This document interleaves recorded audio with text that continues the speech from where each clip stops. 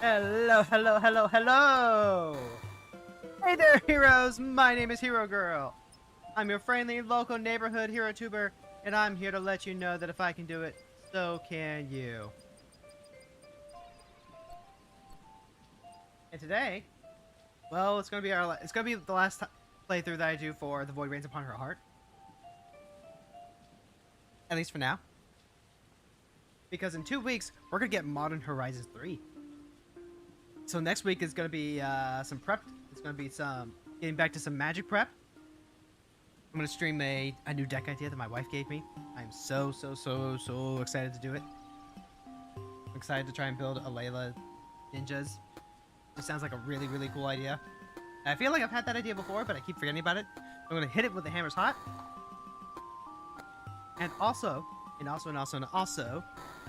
gonna be getting ready for Kali the Vast, my girl, my most favoritist commander of all time. The commander that I've had and played the longest in paper.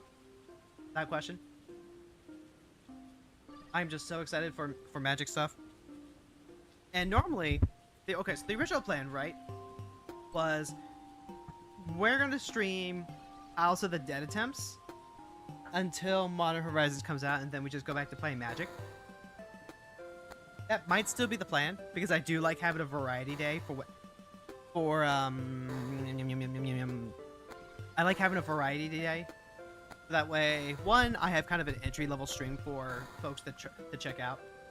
Like if I'm just trying a new game out, the game that's not going to take like a long time. Wednesday is a good day to do it. That's why I like having Wildcard Wednesday. The other side of that, though, is that I have not made nearly as much progress with doing Palace of the Dead as I would have thought so. I'm also at a point where I'm just gonna be farming Aether Pool for the next couple of weeks on that. So that's good for yapping, right? That means I'm running through this, and I could use some company, I could use some chatter. It's actually really comfy talking point. So what I might do is drop my Pog. I've got to have my phone Pog socket so I can have something to fill with. So right now the current plan is to continue doing Palace of the Dead runs on Monday, and then do some Magic on Wednesday. That way, if I feel like playing Magic, I can still do Magic.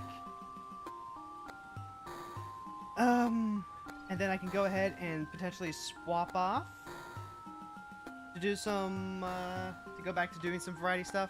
I know for sure I want to be playing Dicey Dungeons. Is probably the next roguelike game that I'm going to be giving a try. Also, I'm really excited to do that one.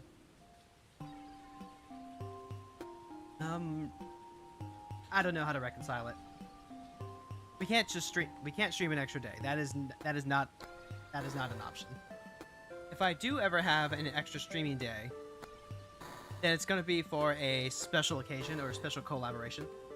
Like when we eventually do the Elden Ring collab with Fraud and Lila. That's going to be probably like a Saturday afternoon type thing. It's not going to be it's going to be hey, it's Saturday, we're going to get together and we're going to do this thing. It's going to be fun. Maybe and it might even just be a one-off.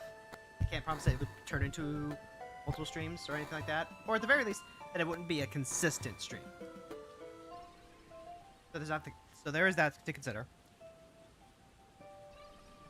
But no. I still work to take care of my family. That's not gonna go away. I'm still guarding my personal time, which I'm using to do FF14 Dawn Trail stuff to get that ready. Yes.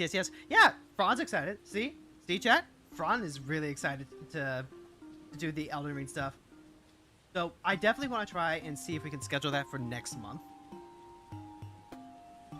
I mean, like, because it's going to be Pride Month, and what could be more Pride than playing a Dark Souls game, right?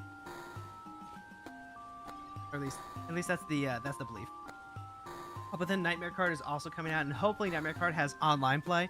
If it does, then that's going to be a great collab game. I'm currently talking to a couple more VTubers for collaboration dates. I would love to finally settle on a game. So maybe so having Wildcard Wednesday to try out maybe say 100% Juice or some other collab games, that would also be very helpful. I feel like I've got just one too many balls in the air. So I need to maybe put a couple of those down so I can take a breath. The Dawn Trail deadline, it definitely ain't helping. That's definitely not helping. I've also just kind of decided that I don't think I'm gonna be streaming Dawn Trail, weirdly enough. Like, I kept thinking, oh, Dawn Trail's gonna come out and I'm gonna want to like sit down and just like blitz through everything. And then I decided, wait, hold on. It's not like I have to do that. I'm still like getting plenty of playtime as it is. So like I can just play it night by night and keep up the rest of myself. I don't have to disrupt my entire social life just because a big update came out. So right now, currently no plans to stream Dawn Trail. Again, all things subject to change, but right now no plans. Which means potentially streaming Palace of the Dead and Magic regularly. I don't know. I'm feeling indecisive. I need to figure out how I'm going to feel about this. It's entirely possible that Magic still sucks. That is entirely possible, and I am ready for that possibility. So hopefully it works out. Hopefully it works out. I would like to continue streaming Magic again. I am also still just really, really glad that I took a break from Outlaws of Thunder Junction. On Horizon is going to be nice. And then we're going to get Bloomborough. So there's a lot of cool stuff to be doing with Magic. I am definitely going to be streaming it at least at the start of a new set when there's new stuff to get.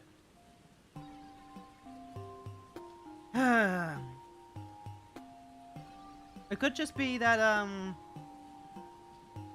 Final Fantasy and Magic just end up sharing a day. They end up sharing a rotation, I guess. Like, I guess one idea is every other week is an FF day, and then every other week is a Magic day. Or yeah. There's still stuff I need to figure out for that.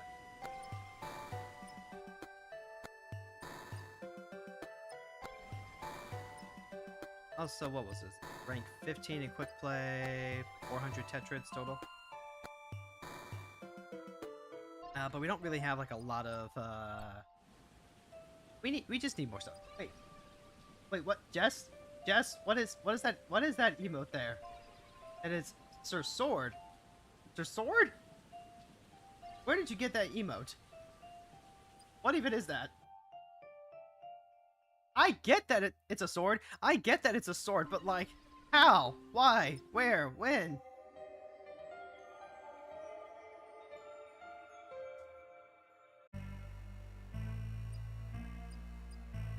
Ah. I see lots of helmets. I see shield. Okay. That's some good stuff. Oh my god. Also, after the developer showed up last week, my wife looked up the Kirby games that he was referencing. And let me just tell you, I absolutely 100% understand exactly what he was saying with the final boss of Nightmare in Dreamland and Kirby 3 and all this being like shoot 'em up style bosses, and then just wanting a whole game of that. Because yeah, I wanted exactly that as a kid too. I played some Nightmare in Dreamland. I remember the whole flying on the pop star or holding on to the magic parasol, and then going through this little shoot 'em up face and just being like, "Oh man, this is so cool. I wish we had more of this." Like, no, he is incredibly based for that opinion, and I am so happy that we actually get that. Today, Mortal Kombat is based on a Scandinavian church song. It's a Finnish hymn. Jess! Minus 40 points! That has nothing to do with the conversation at hand. Absolutely nothing. Why don't you... Jess. These are like... These puns of yours, they're like spell slots. They're like spell slots in 3.5. You gotta pick the ones that you think are appropriate and then wait until the appropriate situation to use them. I like your puns. I like them better when they're appropriate for the situation. You can't solve all your problems with Fireball.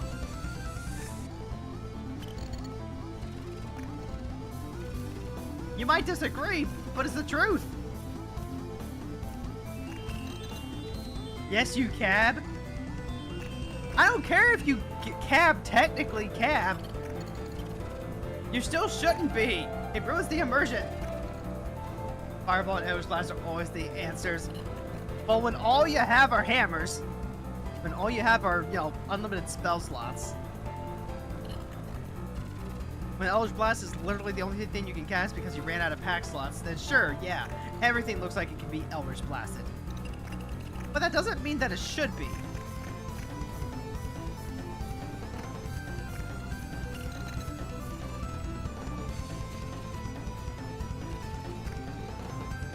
See, Jess, this is why you go into timeout. This is why Lila times you out.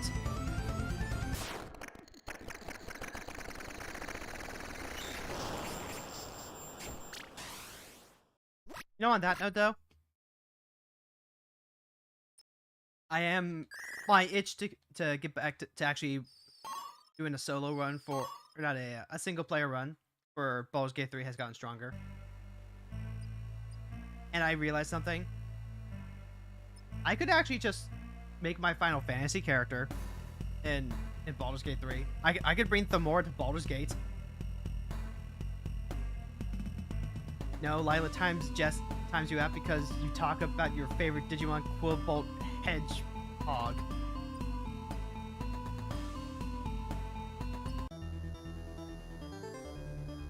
Play Baldur's Gate 3 so we can do multiplayer with Thrawn after. Yeah. Honestly, I feel like that's probably what I'm going to do after Dawn Trail. When Dawn Trail is out and done and over with, and I no longer have this huge deadline thing looming over me, as self-imposed as that is, I'm going to want something a little fresher to start doing roleplay stuff with. A new roleplay game to kind of immerse myself into. So, I think that's what I'm going to do.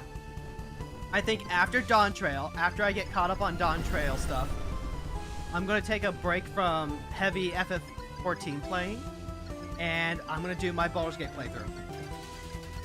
And then once I'm done with the Baldur's Gate playthrough, my first ever Baldur's Gate playthrough, then we will arrange a new collab between me, Fran, and, at this point, Jess, and definitely some fourth person, and we will play through the campaign. Because Baldur's Gate 3 definitely feels like a fun collab experience. Not a whole lot different than, say, playing through a module with friends, right? And you get some friends together, you all know how Curse of Strahd goes, but you really like the module, so you just, yeah, you just play through. You immerse yourself in the experience, and you're like, I think the more would act this way. Fireball? You can't solve all your problems with Fireball, Jess. You can't. I don't care what XP to level 3 says. You just can't.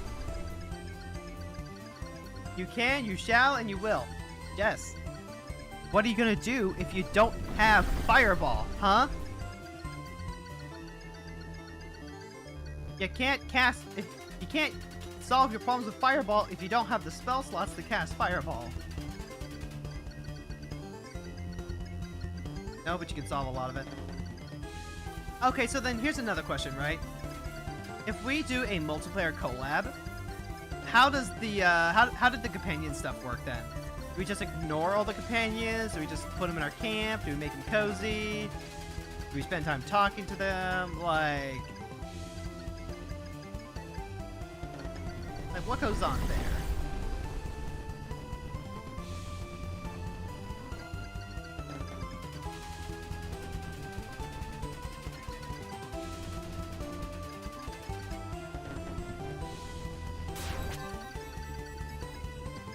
Oh, did I get them all? I think I might have. Might have actually gotten them all.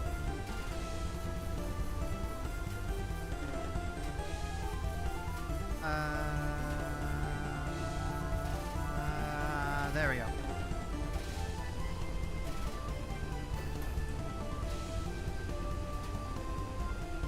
I see, I see. This is one of those, all the above? You're in a party with 4 people, so you don't get to use any of the companions. Yeah, I know you don't get to use any of the companions, but, like, do you still talk to them? Do you still hang out? Do you still call Gale baby girl? Or you can use mods to have all the party members.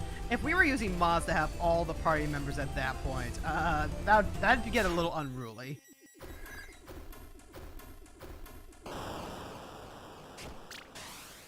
Only the host gets to romance. Wait, what? Only the host gets to romance? Is that true? Is that true? Only the host of the game gets to romance characters? Is that true? It is. That would explain a lot. That would explain a massive fuck ton, in fact. Because my original playthrough, I was playing through with a friend and with my wife. And so we all had characters that we were romancing, but my wife was the only one who was actually making progress. I was romancing Gale, and Gale was clearly into me, but nothing happened. So I was like, oh my god, the writers are so devious. You make it so that way Gale is afraid to get close to you because of his condition. So you just want him more. And it's like a bridge that you have to pass, this wall of emotional vulnerability that he's put up. That's so good. I love that. But to hear that may just be because my wife was hosting the game.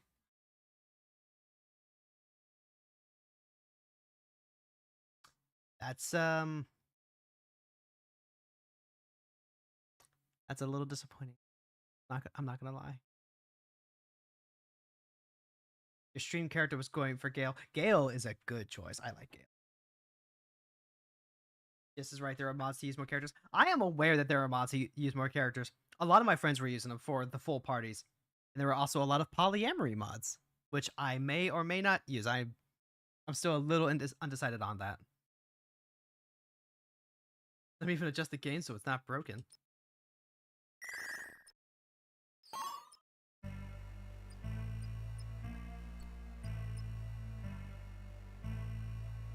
Suggest mods for a full party mod and 5e spells mod.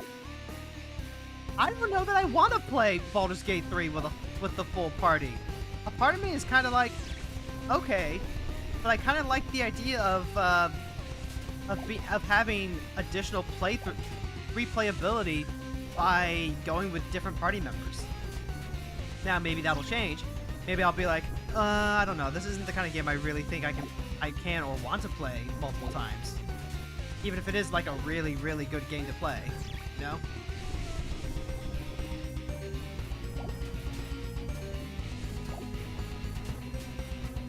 You already know what you want to play.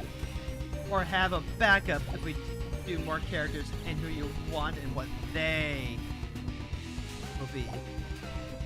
Okay, no. If we do this collab, okay, not if, when we do this collab, we are finding a 4th player, and it's just gonna be the 4 of us. It's just gonna be the 4 of us. And we're also gonna have to like make sure we have some rules for interactions and stuff. That was one of the things that I noticed was causing some difficulty, was players triggering different cutscenes. Now, on the one hand, it's great, right? Because if you're in a negotiation and it's your intelligence caster that triggered the cutscene, they're the one who has to either convince the Harpers not to kill them or whatever. If we do go expanded party mode,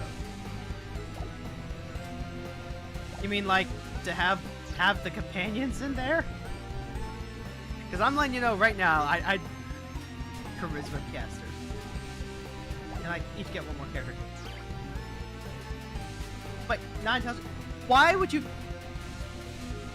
But wizards are intelligence casters, Francois. Wizards use their intelligence.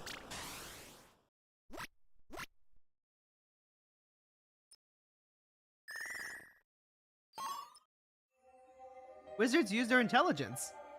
Charisma is the talkie stat. I know charisma is the talkie stat. I'm just saying, sometimes you're going to be in a scenario where it feels like there's a mismatch because your intelligence caster is the one doing the talkie. Roguelikes cast with their Riz. I am aware. I know all of this, fraud. But sometimes you trigger a scene and you have to live with the consequences.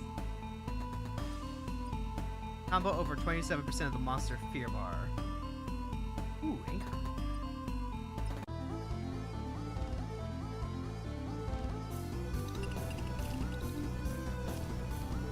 No. I would only want to do it so that way we have one of each character. Because that's already a lot of management for one. We're already waiting on like one person. I know personally I am really bad with analysis paralysis. It's fine, you know where most of the triggers are. And that's good, but again, analysis paralysis. That's the thing I know I struggle with, and I'm going to try and minimize that as much as possible.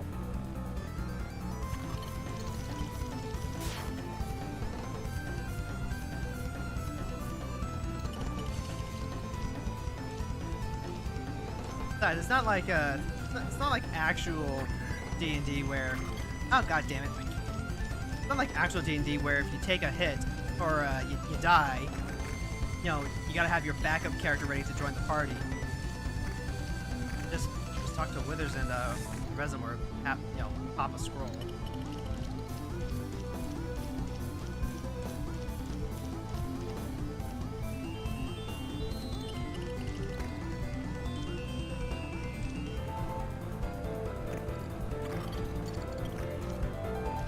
Okay, yeah.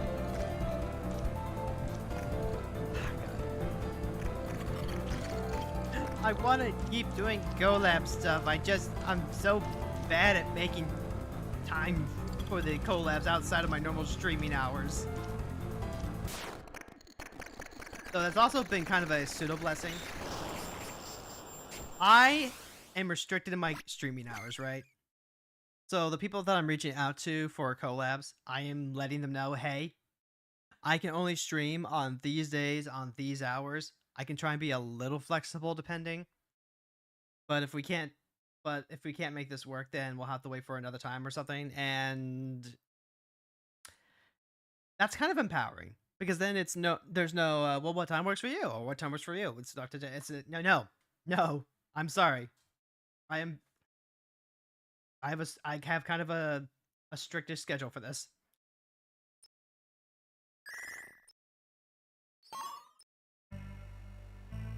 Ooh, it's a new friend.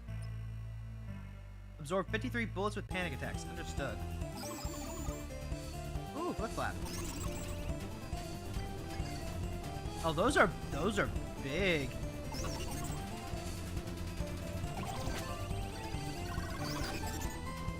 Yep, okay, so we got the panic button done.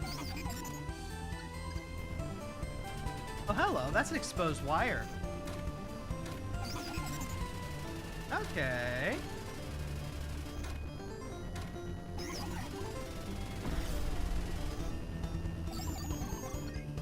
Alright, so we gotta, like, what? Cauterize all the, Not cauterize. What's the term? Strip? Yeah, you gotta strip the wiring off of it.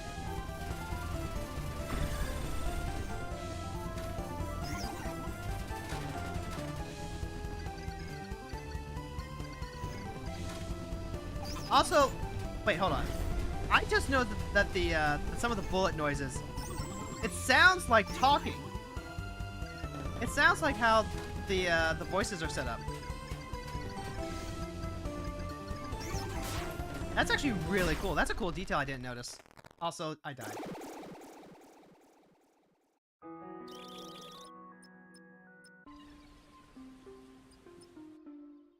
Let's see. I don't have enough heal to do monsters.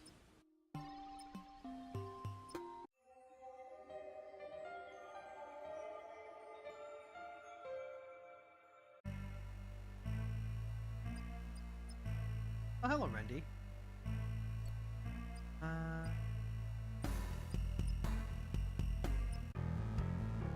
there we go. Oh my god. It's so exciting to think about all the, hold on. What's the... Absorb 32 bullets with panic, okay.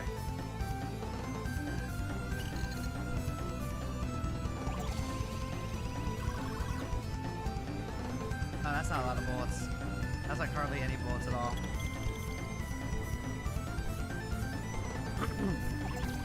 Now that's a lot of bullets. Oh god. I'm copying on Cheerio again. It's okay. Yeah, I only just now realized that the bullets and the damage sounds like the use the talking sound effects. Or maybe the talking sound effects use the bullet sounds. Ooh, that's really good. I like that. I'm so excited. There's so many collabs, stuff to work on and organize. Need to sit down and actually start working on it. Make the plans. Be like, this Saturday. Elden Ring. It's a shame that Lila isn't really into CRPGs. Or even just like TTRPGs. Yeah, right? He's really more into like just straight up LARPing. Which is really cool. Wife and I actually floated the idea of potentially stopping by good old Quebec. Do some stuff.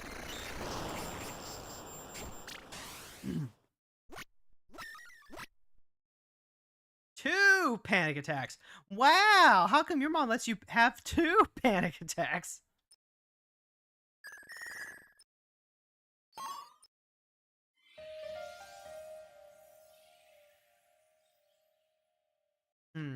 So, let's see. I think at that point, I might just ask Ron or Jess. Combo over 35% of the monster fear bar. Score 1575. I might just ask one of them to, like, pull in a friend. Oh, I remember this guy.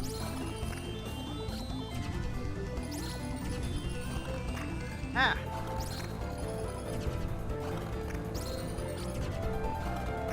You know, I spent so much time fighting this one in quick mode. We gotta do a big game of Monopoly at some point, too. No! No, we do not! Why would you try and, like, break up everything that we have built? Why would you put us through that trial?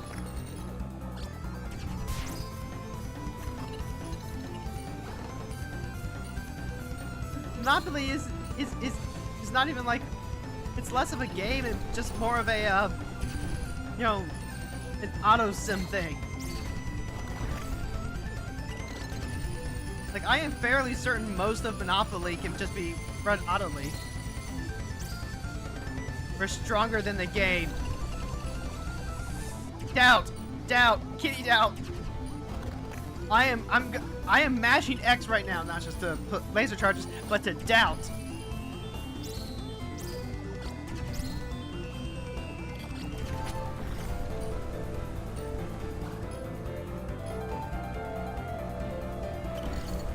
Like, there is so much doubt in my heart right now. Don't, please! I am terrified of the monster I will become!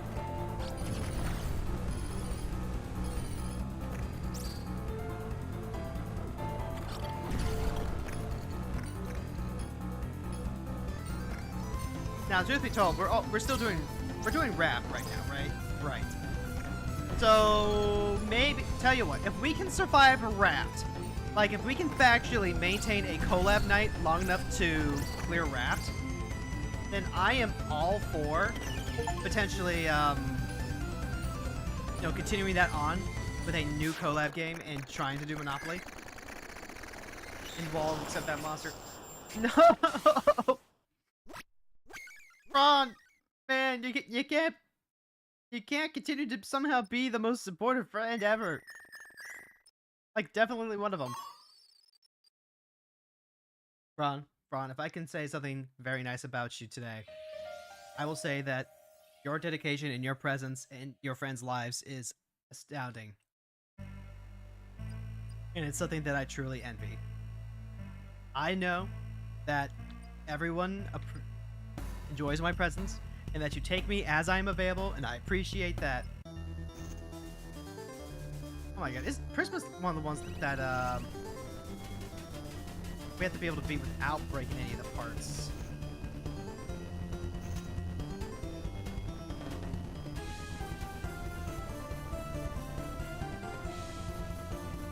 No wonder all these aim for the middle then. Hey, how do we even like beat them if...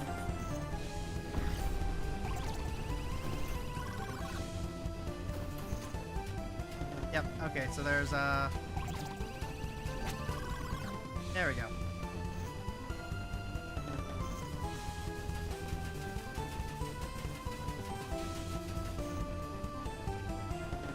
Anderson voice. Oh, just try to effing stop me. Did Anderson actually say that? It was probably the Gilgamesh. Plus one orange tetrad.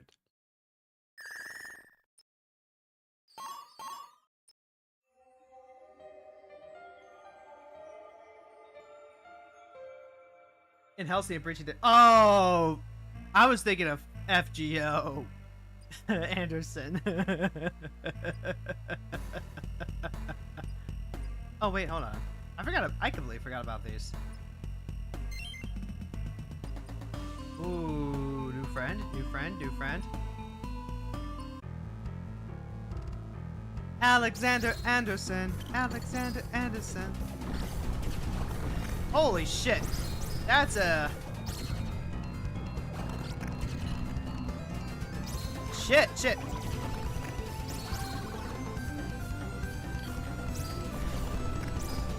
Huh, this is a new one.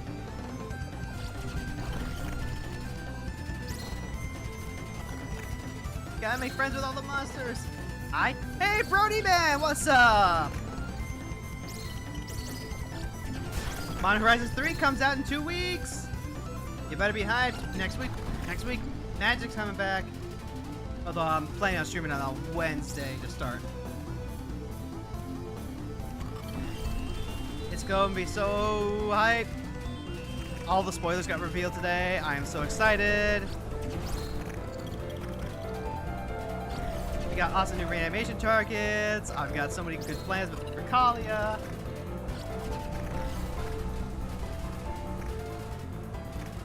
So cool. Talia the Vast and Grizzy be reunited again after so long. Oh, Mew.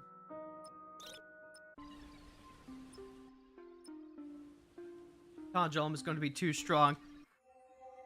I am so excited, though. And we get the Evoke Elementals, and that's so fucked up.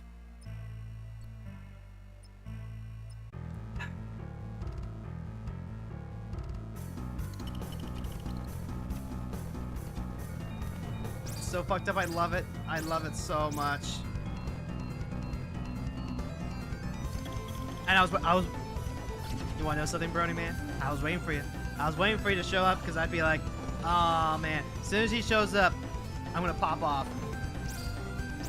We have so many cool new toys.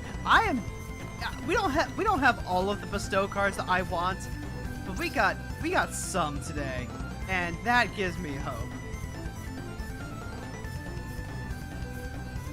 Don't get you wrong, you're also excited to crush people with broken modular dual-phase plans. No! No! Conjure the alchemy double team guy, right? Yeah, yeah. Although I haven't really seen him. Like, that is not a guy that I've actually seen a lot of. Just so strange. He looked like such a great, you know, Johnny build around.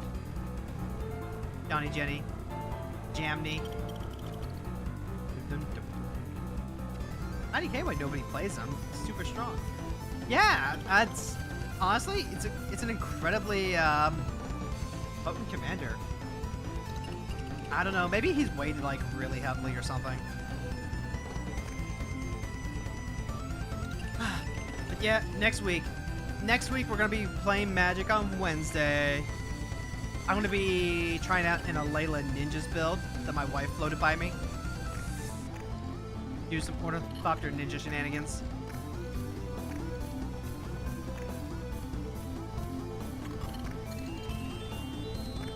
And then we're gonna get ready for my beautiful, beautiful stand.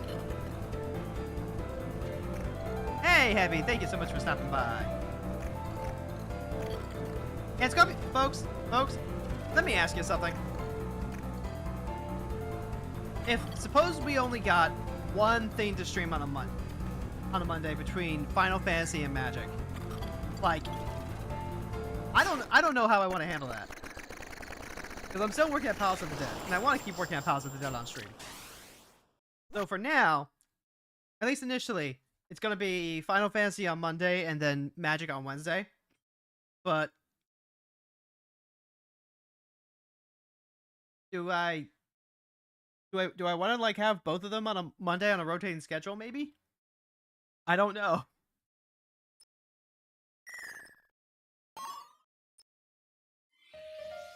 Break 1,000 Dendro Hose needles across all battles.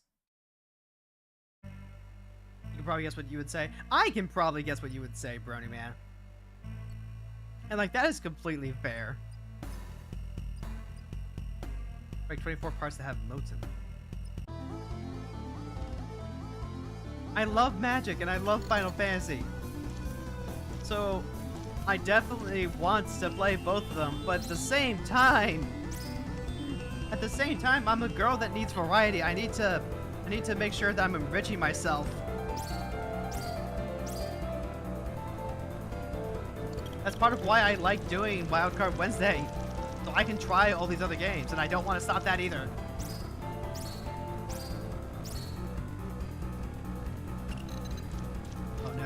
Oh no, chat's fighting. Chat's fighting. Let them fight. Alright, there we go. Now we can just, parts. Magic, Final Fantasy, Magic, Final Fantasy, Magic, Final Fantasy. I don't know.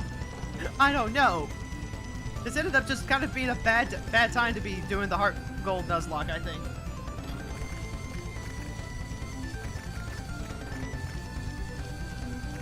If I wasn't doing the Heart Gold Nuzlocke, I could probably be, could probably just push like one of those off to a Friday. Maybe start doing Palace of the Dead on Fridays. Cool with both Magic and Final Fantasy. Then you're in the right place.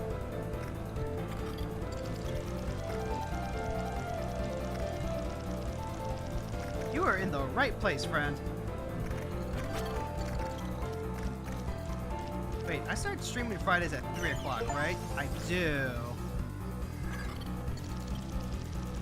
So, like, maybe at some point, Palace of the Dead becomes a Friday night thing.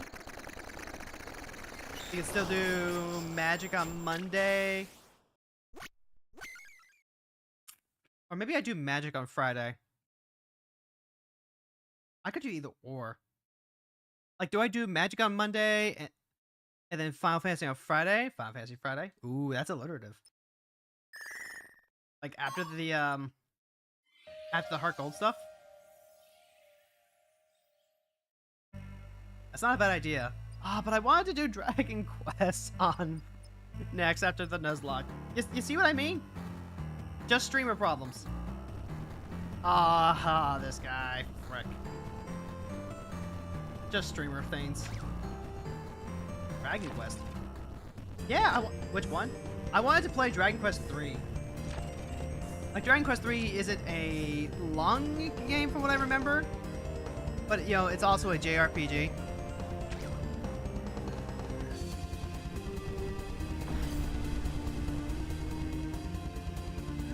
I still need to figure out, like, who I'm going to make for... who I'm going to use for party members on that, too. I like using OCs. If it's either going to be I make it with Magic OCs, or I make it with Final Fantasy OCs. That's still up in the air. I'm not going to wait for the 2D Pixel Remaster. I thought that remaster was already out. Like, I saw the, I saw a remaster that was basically the 3D, 2D version. And I was like, I'm not really vibing with it.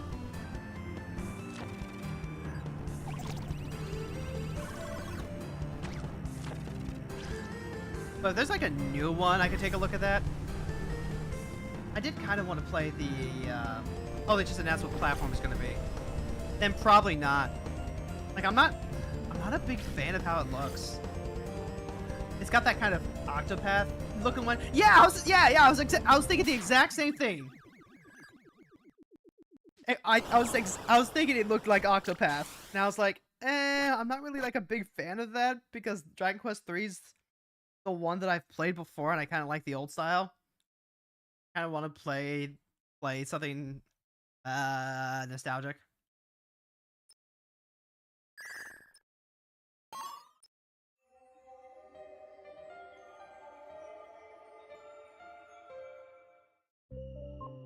Ooh, the anomaly.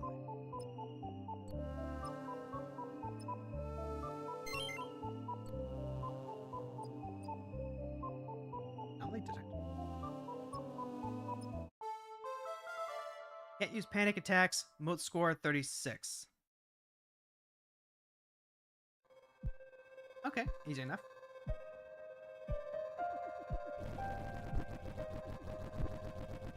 Oh, they actually just disable panic attacks, period. Okay. That's good.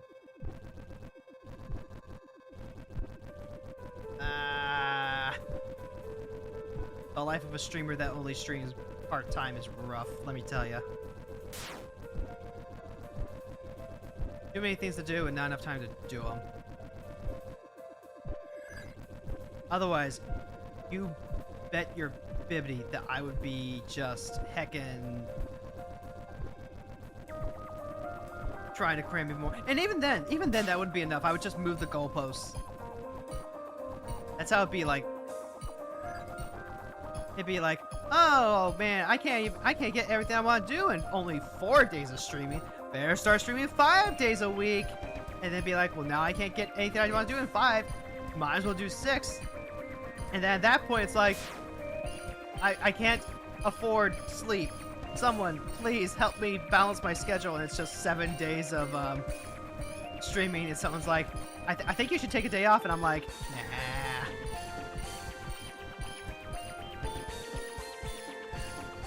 Why take a day off when you can spend it playing video games for people's entertainment?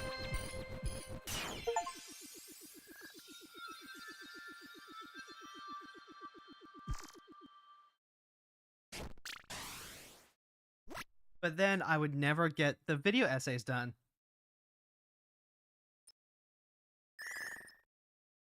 And then you try to stream 8 days a week and get a copyright strike from the Beatles. Plus two. Must entertain the masses. I must. I am a social gamer. Like, for real, the reason I started streaming is entirely because I like hanging out with people while I play. That's the truth of it. It's not that I like being an entertainer TM. I just like hanging out with people. Let's see.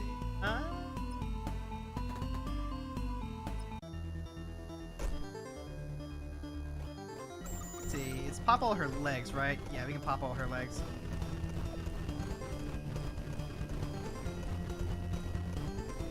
Okay.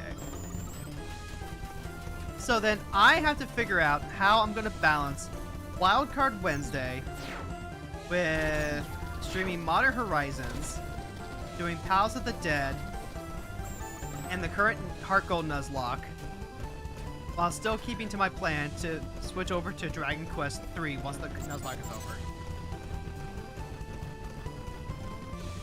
More of a solo gamer, though you have been playing Need for Speed Unbound Online. Yo, and that's completely chill. I mean, that's basically how I've been playing some stuff in Final Fantasy. But I just... Okay. So, like... Do I plan to draft Modern Horizons 3? Honestly, I don't know if I am or not.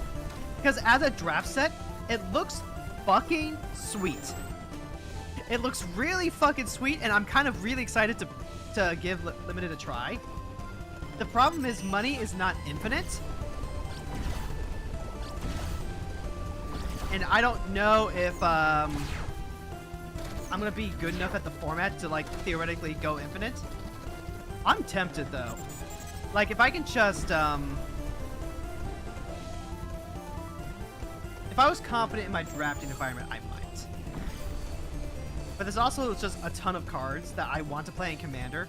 So I'm really tempted to just buy a bunch of packs, craft what I need, and start playing a lot of Brawl.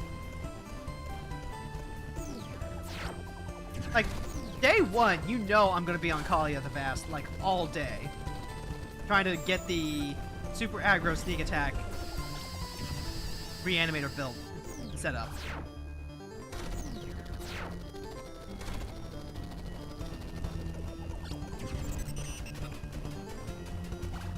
So really, that's the main thing there.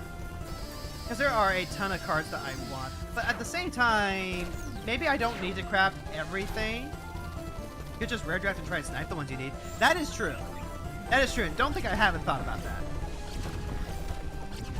Like, obviously I craft Kalia to start with. And then immediately get punished when I do draft and get to pick her. But if I'm doing draft, I'm never actually picking her to begin with. Because, like, there's just not going to ever be a limited deck where I get to play Kalia and use her correctly. I mean, there are a fair number of angels, demons, and dragons in the pool, but then you gotta actually, like, pull them. Like, what am I always saying, chat? Do whatever sparks joy. And at least for the first day of Modern Horizons, what sparks joy is just gonna be me playing Brawl. And then I'll watch some Kenji streams. And then at that point, I will decide, okay, does this look fun? Does this format look fun? And if it does, then, yeah. Then, yeah, we are probably going to be drafting on stream. If not, I'm just going to play more Kalia the Vast. Fuck it. Hell, I can make a whole video essay about why I love Kalia and how cool she is. Hell, I'll probably just make a history of Kalia and be like, this is what Kalia means to me. 27%, 32.55. Cool, understood.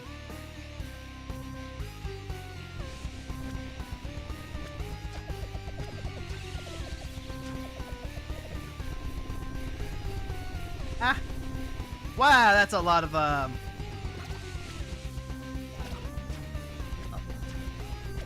been doing a lot more limited lately.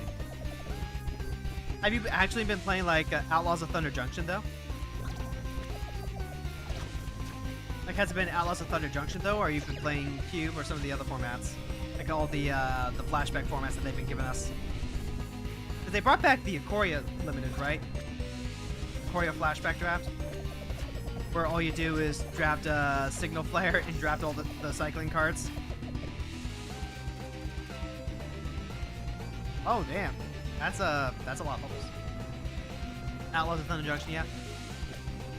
Outlaws of Thunder Junction looks like it would be fine as a limited format. But I just also haven't really been in the mood to play it. Play limited.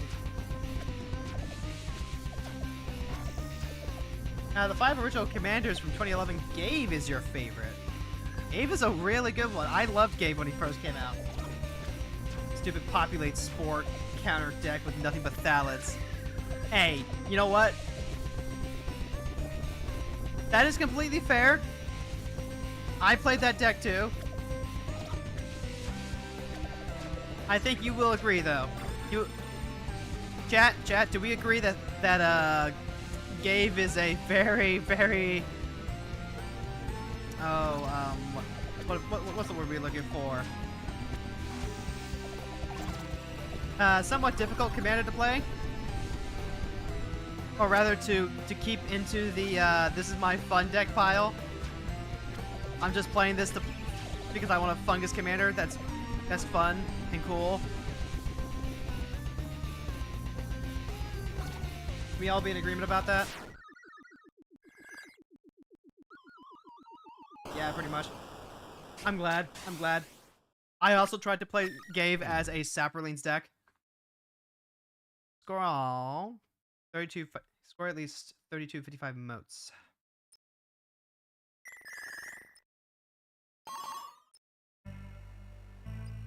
God damn. I don't have any quick tips. Oh, I feel like I missed a chat. Did I miss a chat? I did draft a Korea, but the format sucks. Yeah. Great for rare drafting, not so much for actually playing. Ooh, Sandra. That is a, oh my god, that is a chunky worm. Looking like fucking Dune up in here.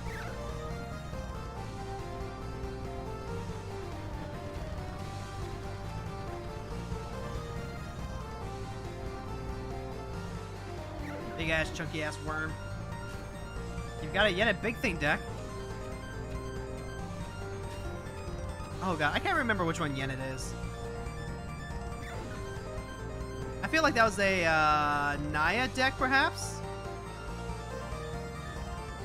Am I remembering that correctly? Naya?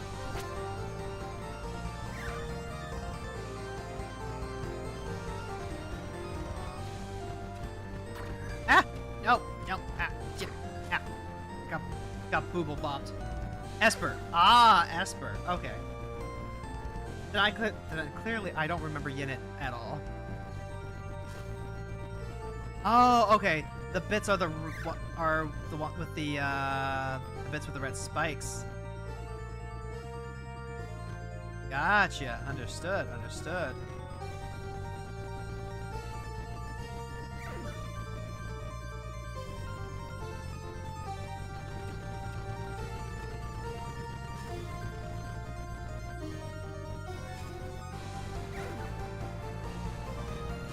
Alright, we need to like unshell this crap. Ah, no! I've still got like 2 panics left, right? No! Shit. Whenever you, oh yeah, Cryptic Sovereign attacks, reveal the top card. You may cast if its mana value is odd. Okay. Okay, I remember this bitch now. That's the Sphinx. That's the Sphinx, and her flavor text is like, to gain an audience, you have to bring her a riddle she's never heard. I know what that is now.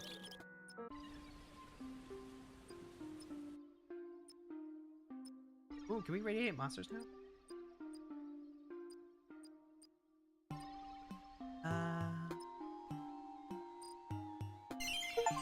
Alright, that eats 4... 3... 2... 4 here. That just gives us more quick attack targets.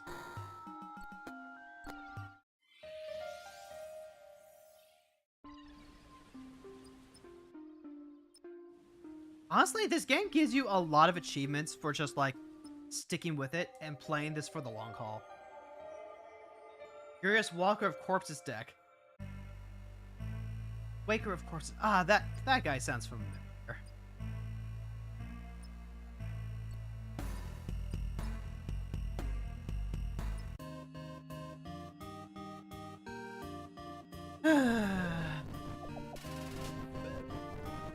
Maybe I should swap my 8 rack deck. Hold on. Is the rack on Arena? I can't remember. I love him because he scales with commander tax. I like those types of commanders. I love the commanders that either circumvent the commander tax or benefit from having to be additional mana to cast. Like Lisa. Lisa's great because you just pay life instead of paying the mana.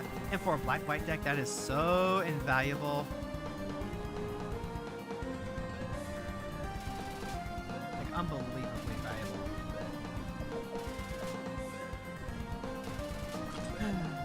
Still need to find commanders that I can love for color combinations on Brawl. Oh my god. And we finally get Brea on Arena. I would have been happy with just like, you know, Brea colors, but damn, they actually just factually gave us Brea. So you're gonna see Brea fucking everywhere. Like, easily top 10 most popular commander for all decks. No questions. And like, I can't lie, I'm thinking about that too. I'm thinking about that a lot. Is she good? I think she'll be. Like, she's a 4-color commander for artifacts, right? There's no way that's not good. There's no way people aren't going to be building like a million different artifact decks with her. Especially Paradox combo. Like, you can already play Joyra as a draw engine. So I'm thinking of I mean, it's basically Esper Red. Or Jeskai Black, or anything like that. So just the access to the colors and the very specific color combination is already like really, really good.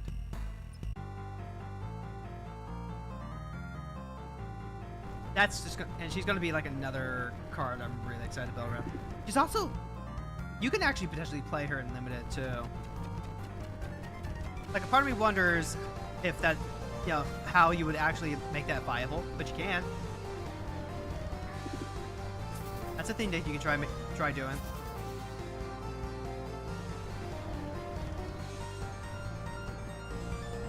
I spin me right round, baby, right round, like a blade saw, baby, right round, round, round. I spin me right round, baby, right round, like a record, baby. I wish they read it enough to be legendary. I feel ya on that, but I don't. I don't agree. Like, I don't like that type of errata where it's like, you know, people want these to be legendary so they can do the thing. I much prefer the approach of just making a new legendary creature for it.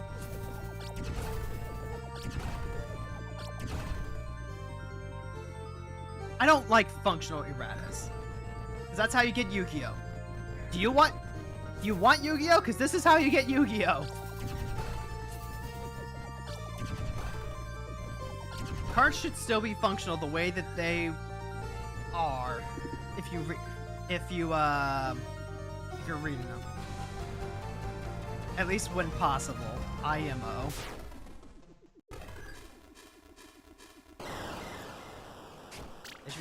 They should be legendary because they obviously are one-off species creatures. They have been admitted that the Nephilim should have been legendary. Okay, but it's not about admitting whether they should have been legendary, right? It's about whether you actually go back and errata them, and I just don't see the point.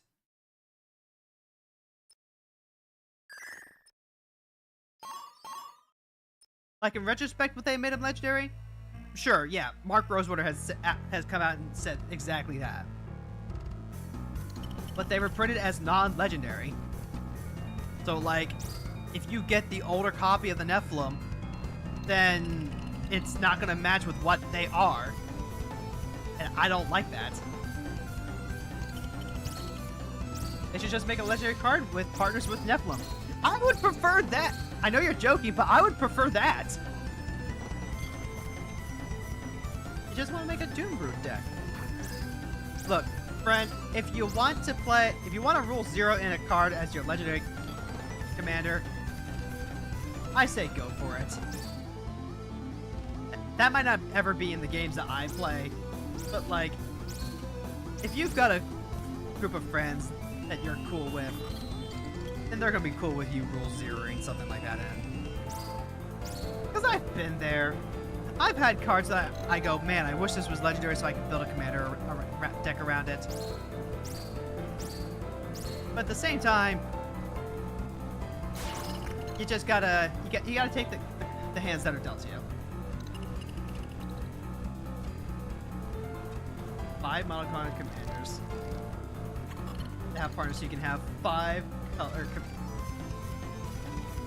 commanders or colors 1 for Nephilim. Yeah. Oh my God, you could make like Nephilim tamers. Nephilim tamers would be really, really cool, right?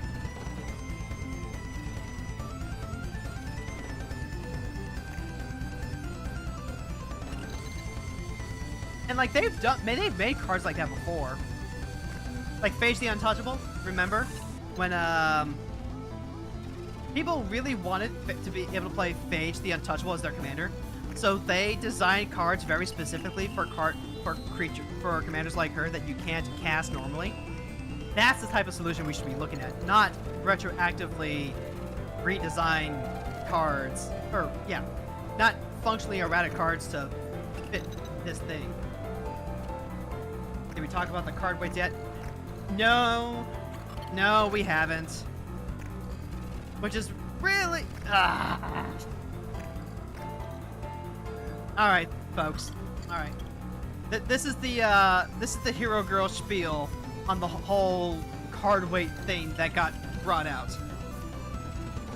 So recently, someone tried to play Brawl with a very silly Mormor-Vig style treasure hunt deck, and I'm actually going to put my controller down so I can talk about this clearly. Someone wanted to play Mormor-Vig treasure hunt, where you just you play treasure hunt, you get a bunch of lands into your hand, and then you just discard them to conjure creatures. It's a really cool and silly deck. They tried to queue in. Arena wouldn't let them. They checked their error logs and found that the reason they couldn't queue in is because their deck weight was invalid. Their deck weight was -333, when the minimum is 0. To add further context, and as they dug around, there's actually a Reddit post that you can look up for this. Every card on Arena is weighted to help feed the matchmaking. So, for example, if your commander is Teferi or anything like that, it has a set value that it then weighs in total. So, like, there's your commander weight, and then there's your 99 weight. Weighs all that together, and it goes, okay, we're going to start trying to pair you up with opponents in this range. So that way you can have like a fairly matched up deck. Like, you should be fighting decks that are a similar strength level to what you're playing. But we have never had access to the actual information for the details on this, because as soon as it gets out, people start gaming the system and blah, blah, blah, blah, blah. Someone took that error, that your deck is -333, and they were able to piece out exactly what the points on all their cards were. Went to Reddit, posted that, other people started looking into it, and completely reverse engineered the weighting system for Arena. I would not care, normally. Normally, I would not care. The part that I did take notice of is the fact that Amy the Amazonian, who I have brought up as a channel that I watch, I'll pop into her streams just to watch Brawl. Probably the biggest Brawl YouTuber and streamer, because it's a very, very niche format compared to everything else. She put on a 40-minute video, which is just a clipped snippet of her just sharing some unfiltered thoughts about what all this means. And I did not care for that video. There's nothing constructive to say about that video, and there's nothing constructive that is said in that video. the video is filled with just, hey, these are the weights of some of these cards that we're looking at. I do agree that this is not a thing that should have been viewable client side, and it is not the first time that a major weight or code has been available client side. So that is a big whoopsie. But how do I say this diplomatically? Because I want to say that I respect Amy for what she does. I'm glad that people enjoy her content, and I definitely enjoyed checking her stuff out. And this is most likely a case just because it was completely unfiltered off the cuff from her stream. But there was a certain indignation that she talks about this whole leak with that just really rubbed me the wrong way.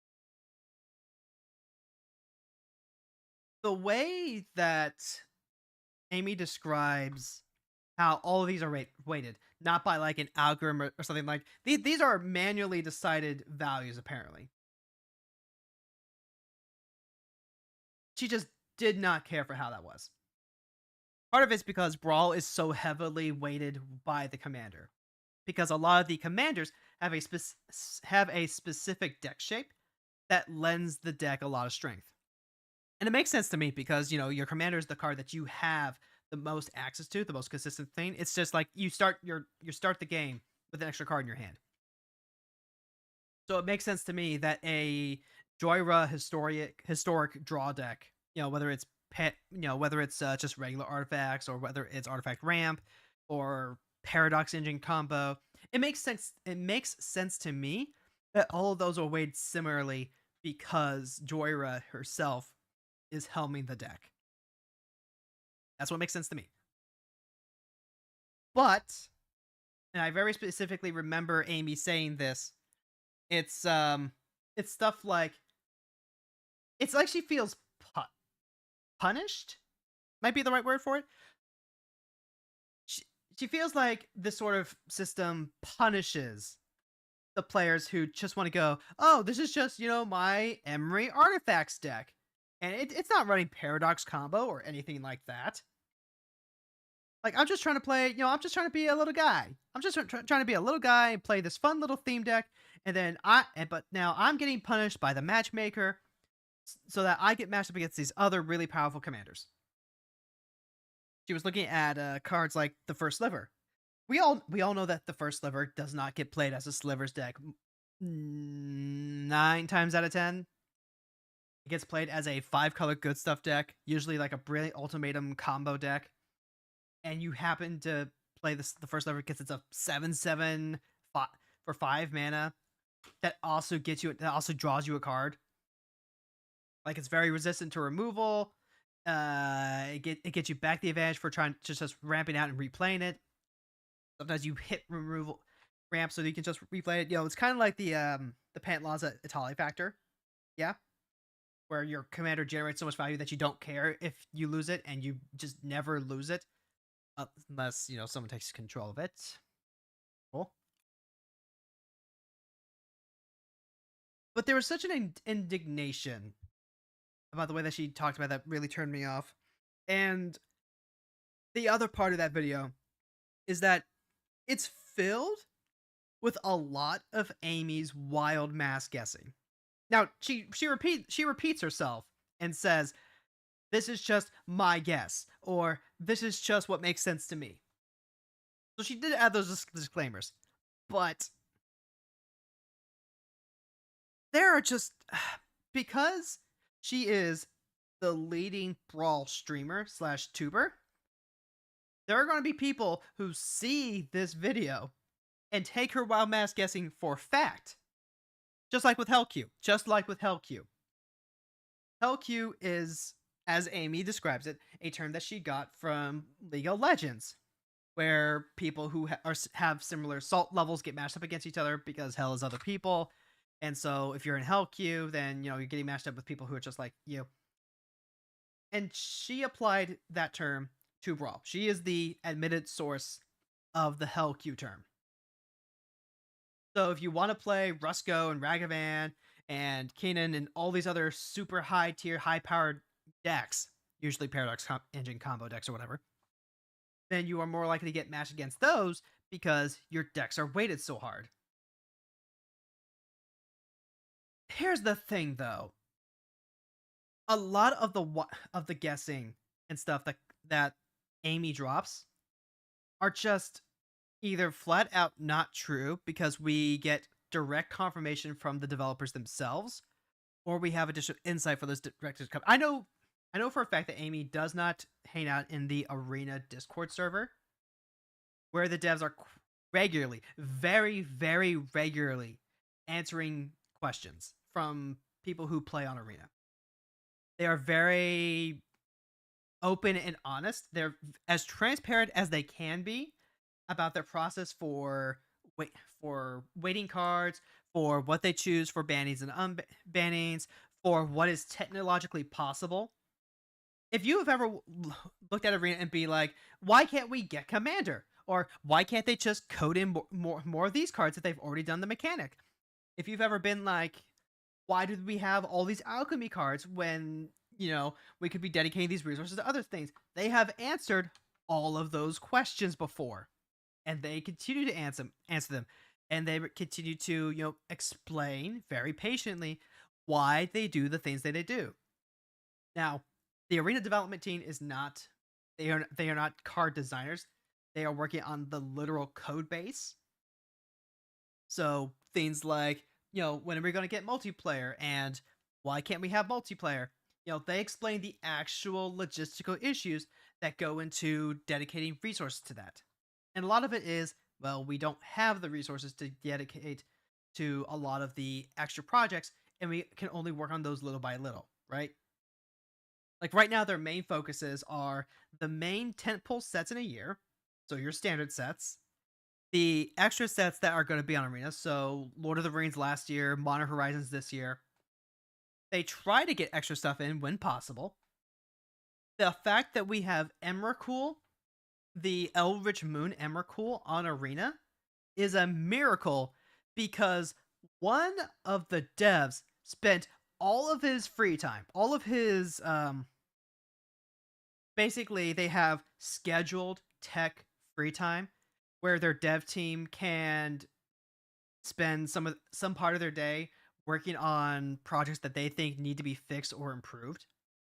And one dev spent close to a year trying to program and work out the bugs for Emrakul herself. Just Emrakul.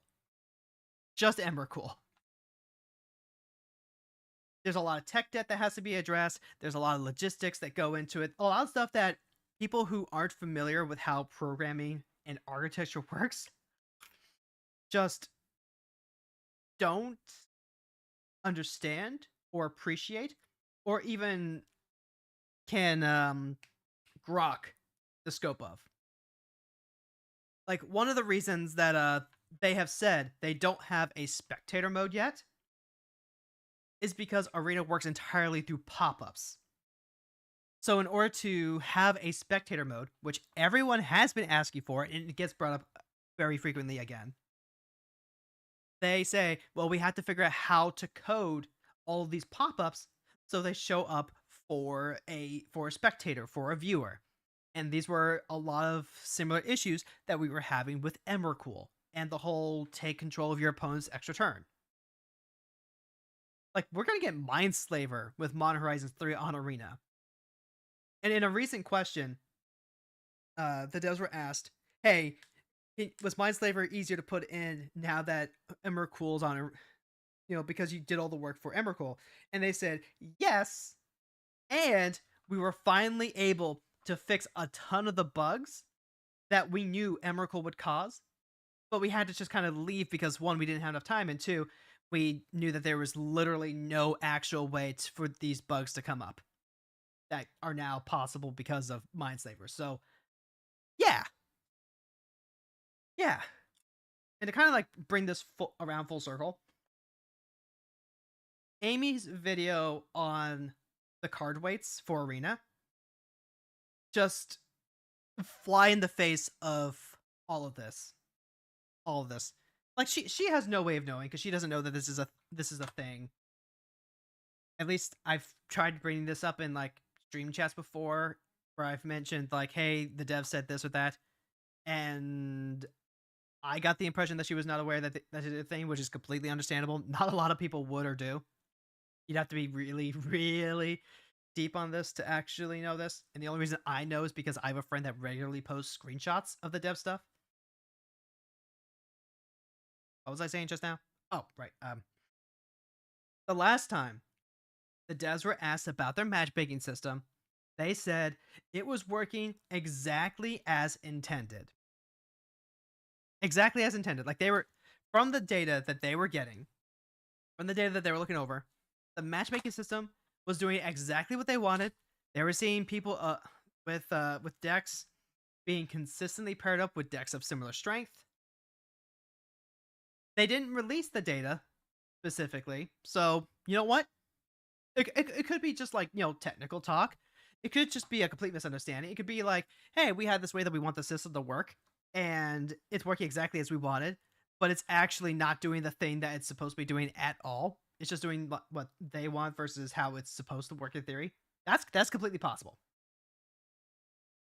And some amount of skepticism without getting a chance to see the actual data is encouraged, is required. If someone is just telling you something, and without providing it, you either have to just like take their word for it or disregard it. But given the arena dev team's track record with trying to be transparent, with working as hard as they can to maintain arena and all of its problems thereof, and everything that WotC puts on them, I am inclined to believe them as a credible source. That is my current stance on it. If the arena dev team comes out in one of these Q&As and they say, this is how the thing is going, this is how we feel about its progress, I'm inclined to believe them. So for someone, not if this, even this would be true if it was anyone, not just Amy. If it was like Pleasant Kenobi or Big Blue Magic or Blue MTG or whatever, Tolarian Academy, whoever. If anyone were to come out swing with like this, saying these things without any of this context, my feathers would get ruffled. And that's what that video did. It really, really ruffled my feathers and it made my autism scream. But then again, I have the additional context. They don't. So short of me actually putting together my own video and being like, hey, I know some people are talking about this. Here are screenshots that we have collected from the developers in their Q&As and stuff like that. Short of doing that, I'm not getting involved. This whole what was have I been doing this for like the past 5-10 minutes? Short of me clipping this from my own stream to put up, I have no other thoughts other than, okay, someone hacked up. I guess we'll see what they decide to do. And then I'm going to go back to my day because as indignant as some people might be with how the system works, mad that some people might get at the fact that they're trying to be, a silly little guy. If you're trying to play an Emery artifact deck and you're trying to do something cute, something dirtly, something where you go, I just want to smash my action figures together and do this cool combo bit, good for you. But Brawl is a competitive 1v1 format where all these cards are available. If you try to do that, you are free to, but understand that you are going to be met with a roadblock called other people. Other people want to play this game for fun too. In Brawl, that often means playing with something that is strong, optimized, and relevant to the meta. So have I looked at any of the numbers? I have not. I have not personally looked at any of the numbers. because I legitimately do not care. In my mind, it is much more valuable to have an understanding of the meta for what Brawl is in terms of enjoyment. Like, took a break from Brawl during Outlaw Thunder Junction, very specifically because there were so many control piles because of all the crime enablers and all that, that a lot of my fun dirtily decks were not viable. So I would either play good mid-range decks like Kalia, where I can refill my value and I can kind of keep Pete that way by just going bigger, almost like a ramp deck, or by playing creatureless decks like Cloth is Red, where there just were no targets for crimes whatsoever. It's really funny to play against a Grenzo Jailkeeper deck when all your cards are just cards that kill creatures and they don't have anything to play them on. So that is where I'm standing. I'm not mad at anyone, for the record. This is just a this just ended up touching a button for me.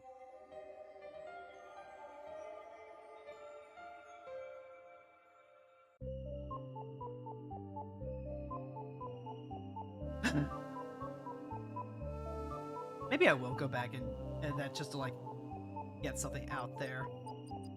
But that feels like getting involved, and I just don't want to. Remember, kids, the key to happiness is picking and choosing your battles and figuring out what is worth expending emotional effort and energy on, and this just ain't it.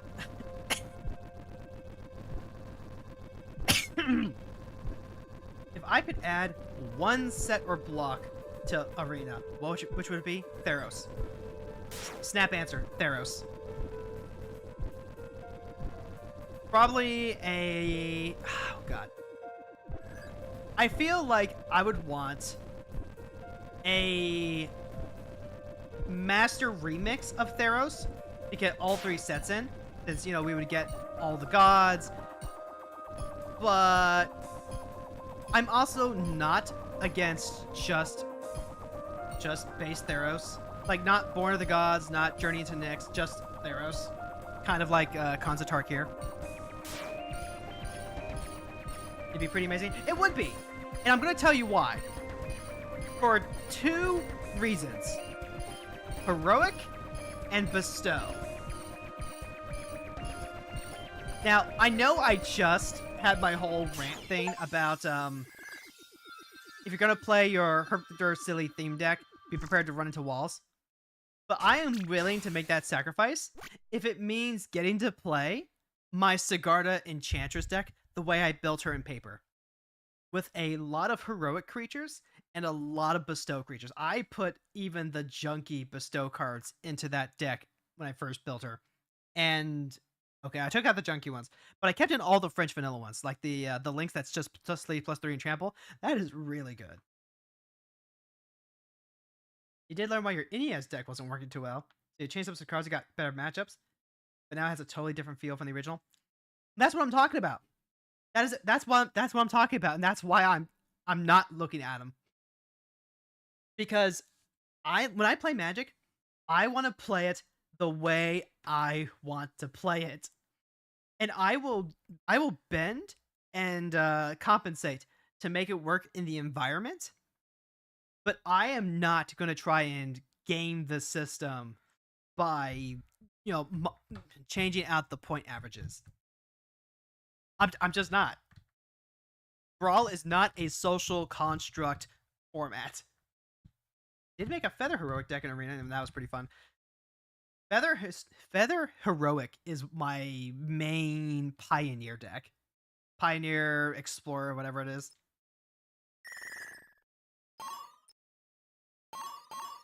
Like, a bunch of other people are going to try and game the system. They're going to, you know, change the weight of their decks. I have actively stopped watching streamers and YouTube channels that actively try and make their decks worse so they can get easier matchups. I actively do not respect that. It's an open question for what set would you want to add to Arena. Ah. You cried when Feather came out. Aw. Alright, chat. Alright, chat, so you tell me, what sets would you add to Arena? Because that's a good question. That is a fantastic question. Like, see, that's good Magic discussion. Forget card weights and all that. Give me the fun questions and debates. Like, what would you add? Like, I already got Shadows over Innistrad remastered. That was a big thing that I wanted.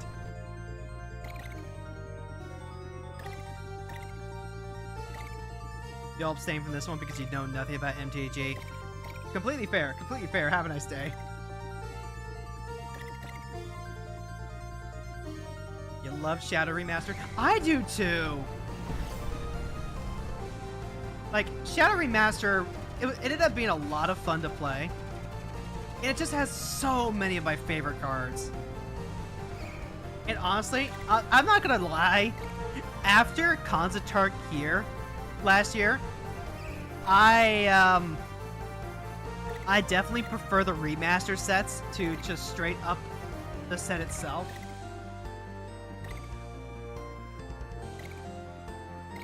Innistrad's literally your favorite set, which is why the last revisit cheesed you off. Literally same? Question mark? So, like, here's the thing, right? Innistrad is what I consider my home plane. I've been playing Magic on and off since Ravnica City of Guilds. That was my first Magic set. But all I did was buy start decks and like play them with a friend. I didn't really start getting into Magic until Scars of Mirrodin, and I didn't get to start going to pre-releases until Innistrad. And Innistrad is just chef's kiss. It's my favorite plane of all time. My original character, Planeswalker. Like, yes, okay, so I make original characters for pretty much any fandom or open-ended expression game that I get into. My original character, my fan walker, is a girl who came from Innistrad and planeswalked to Ravnica, where she joined the Boros. I even wrote that fic, and I wrote that fic Origin Styles and posted it on AO3. If anyone wants to read that, I can like link that into the chat.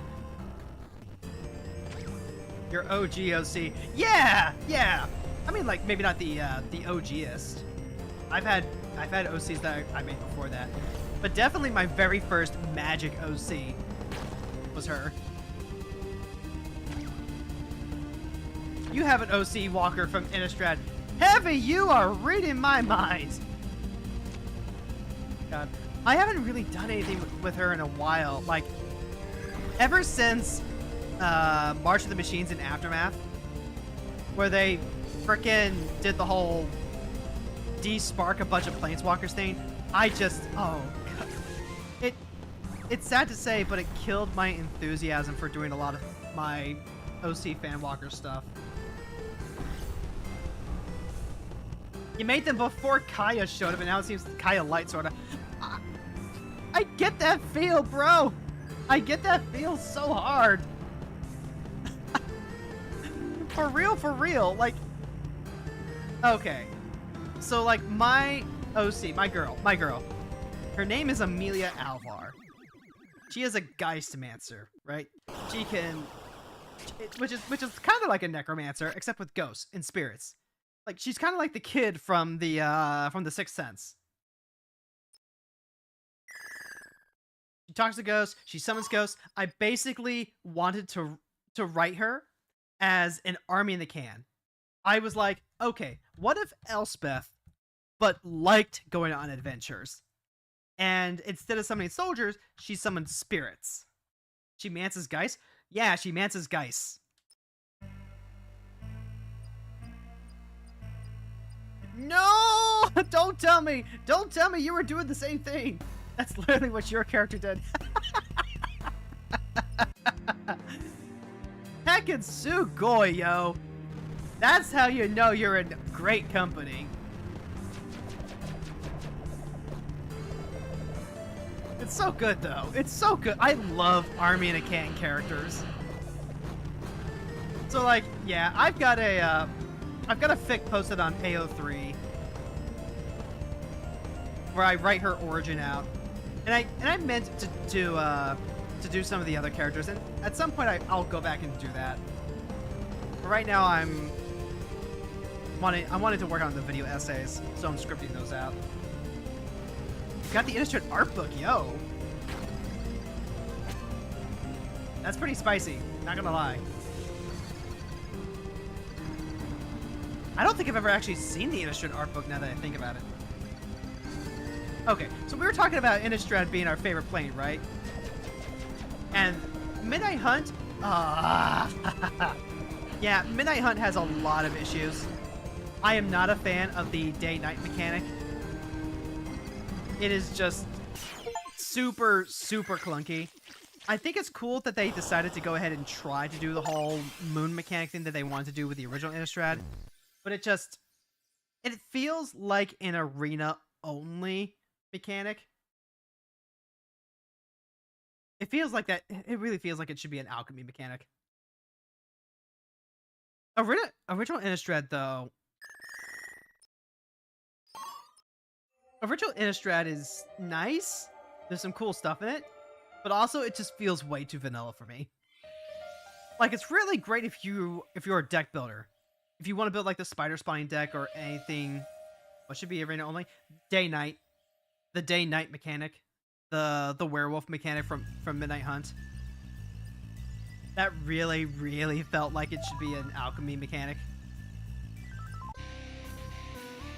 At least IMO.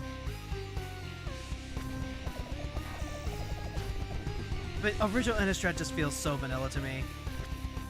And, Avacyn Restored ain't good.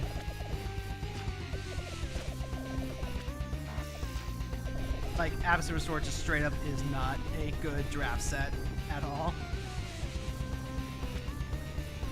So, kind of by default, Eldritch Moon and Shadows over Innistrad are the best Innistrad format. Don't at me. Which is part of why I think the remaster set was so good, too. It's like I was saying with Konzatar Kier. Konzatar Kier made me appreciate that we don't actually get chaff in our draft sets anymore.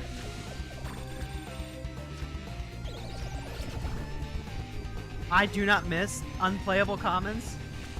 I also don't miss commons that don't see play as soon as you leave limited. Like, at least with the commons that get power crept today, I could see potential uses for filling out a collection, or at least their budget to fill in decks.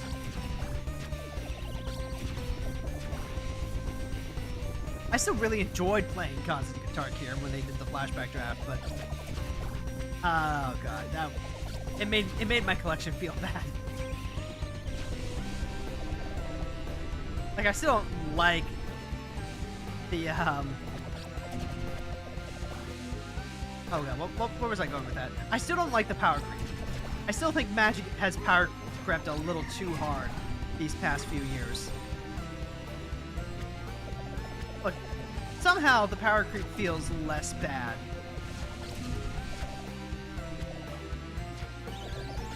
Honestly, I think it's less about power creep and more about complexity creep. I think that's what really bothers me more than anything else. Because I did really like knowing that, you know, Sun cards were really simple. I like having vanilla cards in my draft set. I like having a few more of those. Maybe it's just some very simple French vanilla cards. Like, just make a flyer. It doesn't have to have, you know, a wrench and a cool belt. My 1-2 flyers don't have to be a floor wax and a dessert topping. They can just be flyers.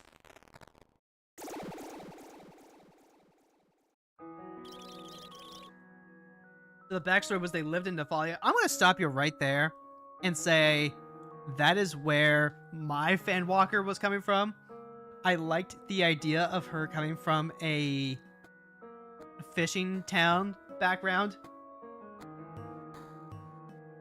They were out during the Nebel gas. A vampire was hunting them, and they were half dead when they were spiked at night, and the Nebel gas had malicious spirits try to possess them. They planeswalked to Theros, where he learned he was fused with the spirits and could see ghosts and could channel some of them and summon ghosts.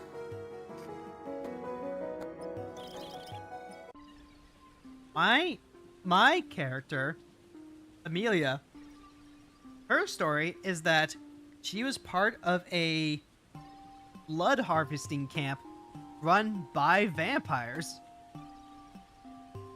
And she sparked after pretty much trying to do a jailbreak because the vampire bit her and started to feed on her. And that's what sparked her to Ravnica.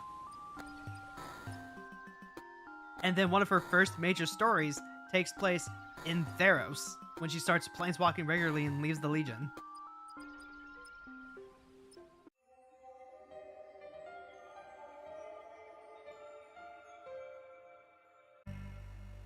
You know what I'd like to do someday? I would love to make little videos about my OCs. I could do that now. I could do, like, story time with Hero Girl. Do some very crude and simple drawings. Like, I'm not an artist, but I do like drawing. I could do something like that, just make a video gushing about my OCs. That could be fun. I'd like doing that at some point.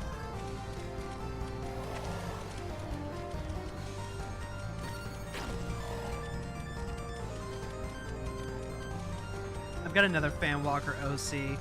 That's literally a... I mean, she's kind of basically the Little Mermaid. She loves learning. And she loves just learning, you know, digging around and exploring stuff. Your OC is White Center with a secondary in black and green, because you did actually make a couple of cards for them. Okay, we finally have our first point of divergence here. Okay, second point. Because you went to Theros, I went to Ravnica. My character is white with red. Because I was a Boros girl. And I'm still a Boros girl at heart. And then at some point, she goes to Kaldheim. She meets a Reaper Angel, a white-black Reaper Angel who has lost her other half. They do some shenanigans. They fuse the Angel's spirit into a sword, and now she travels the multiverse with her Angel wife. Exactly as I always wanted. I call her Lakir. One was like an Origins type of creature with a front planeswalker in the back. I did that too! I did that too! When I wrote my fanfic, when I wrote my little fic for her origin, one of the things I did was design a bunch of cards for it. In the origin style. Like I looked at the designs, and I came up with some stuff. Came up with some spell mastery stuff. I came up with an equipment I called a training sword, where the equipped creature has training. It was just like an equipment with like, it was a one-man equipment with equipped 2, equipped creature has training. I thought that was really cute. And then I wrote up art descriptions for all the cards too. I wanted to do that with all the other OCs I had. I had like this plan to basically start writing my own stories with what I wanted the Gatewatch to be.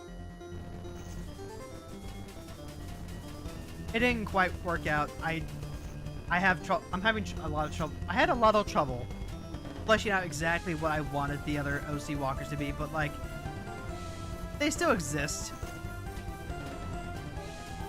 What I want to do with each of them is still representative in how I build a lot of my decks.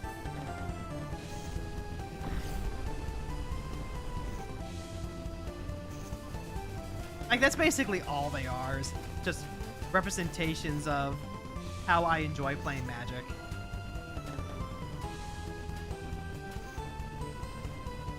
And I always like to imagine that Amelia's kind of a red-white soul sister card.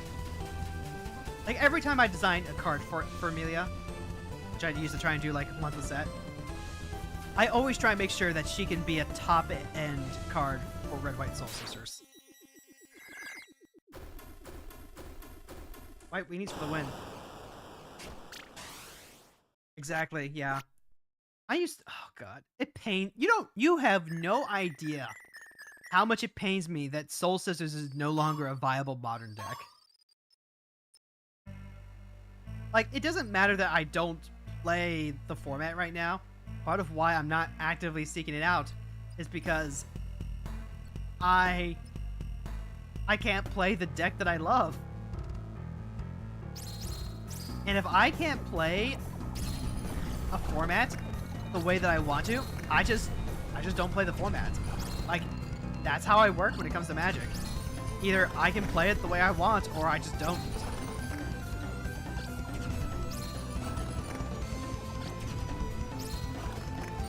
Which, like, hey, that's literally what's going on right now with Brawl. Can't play the early decks that make me happy? I'll just take a break. Play something else. It's fine. Like, Magic is a major, major part of my life, but it's not the single biggest driving factor, you know? That's just a recipe for healthy living.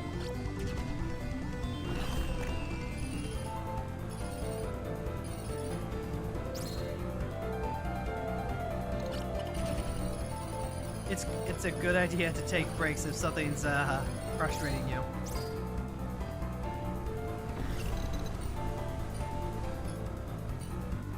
Oh, right, I said my character was part of a blood harvest thing. Your character dredged for corpses for stitchers. That's so good, though! That's so good, though. It's like a good old Igor. Good old Igor. We love that.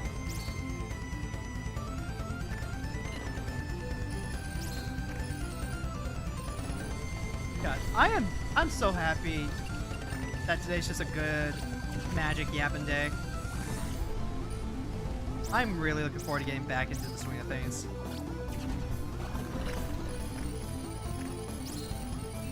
Ugh. I'm in a tumultuous period, chat. My video essay was more popular than I could have imagined.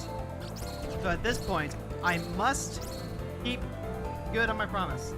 Continue delivering quality videos. But I must also make sure that I'm curating my audience. My goal with my videos and my art is to find people who have the same kind of brain rot I do. I don't want to be popular. I just want to find them. Ooh, we can go light calorie. Longer panic attacks, +1.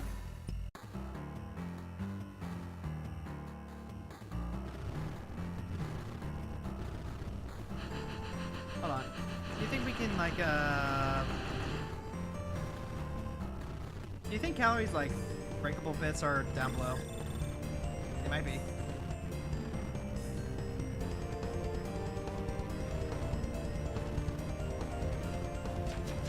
Trying to find people with enough brain rot is exactly why I'm doing the whole football thing too. It's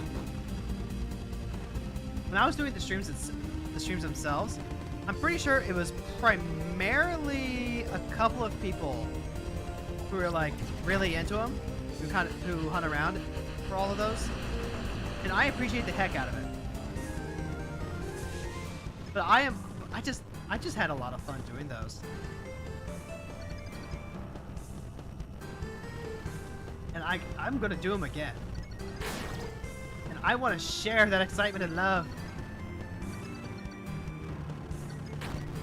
The only issue is gonna be, can I get music that won't get flagged for copyright there? Like, apparently, some of the music that gets used in Madden, the ones without lyrics, they are scores by Sam Sensen, who did the NFL history documentaries.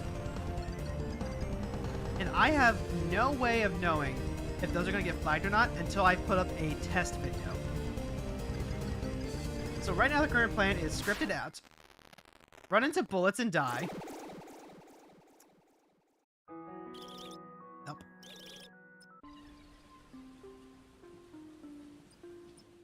plan is to script things out, do my voiceover, put in the music, put in all the clips that I want, and then I'm gonna upload it as a test file up to YouTube, and we're gonna see what exactly the copyright system takes out.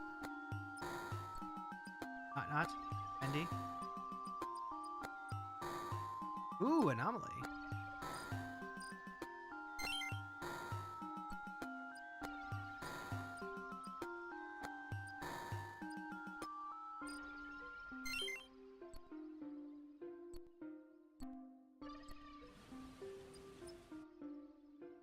Can't find the cards, but you remember that what the white and black one did? It made plus, let's see, the plus one made 2 spirits. The -3 put a 1/1 counter on each spirit you control, and the alt was make X spirits, where X is the number of creatures on the battlefield. Ooh, that's a nice clean design. I appreciate that.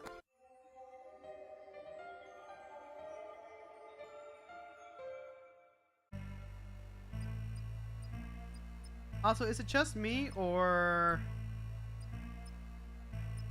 we haven't gotten a cutscene in a while?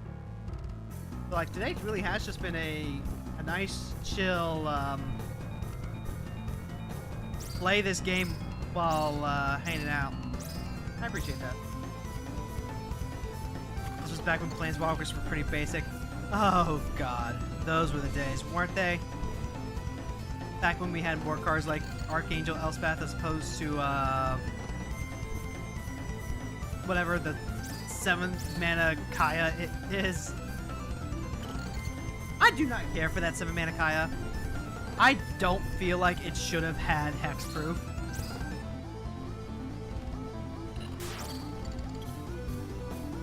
Like, she's just such a strong control card. Did she need to be untargetable? Especially when we already had Ward.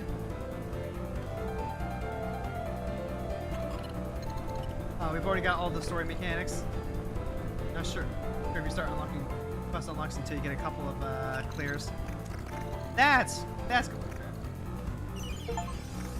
Oh, and Dark Ascension had just come out. Oh my god, yeah. Way back when we had like Sorin, Lord of Innistrad.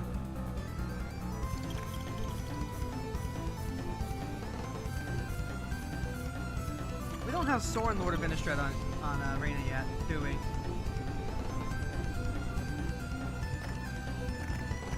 I feel like if we did, I'd be playing him a lot more. No, we have Sorin, Solemn Visitor. That's what we have.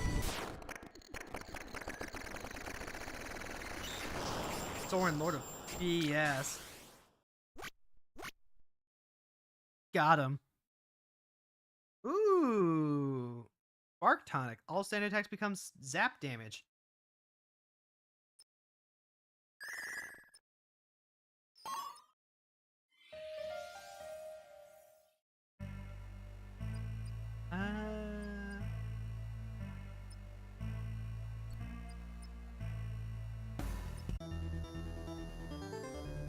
They made a green-white one when Battle for Zendikar came out.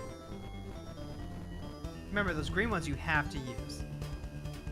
Ah, the green ones you have to use. Well, maybe I'll remember, and maybe I won't.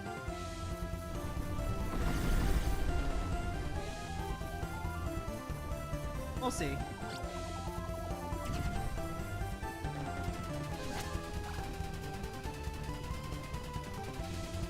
Magnets, how do they work?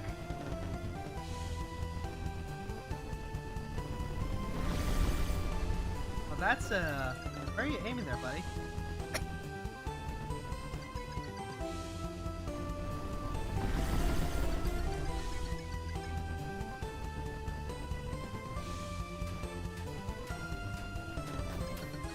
Okay.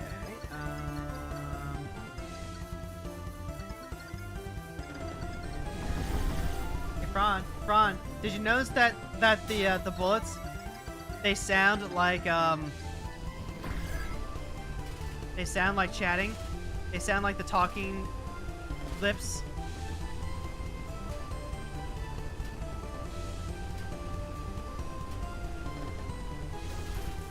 Oh, the blue ones are the passive ones. Yeah, I know.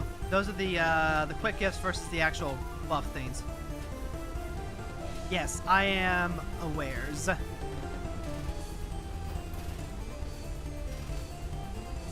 we actually managed to destroy that.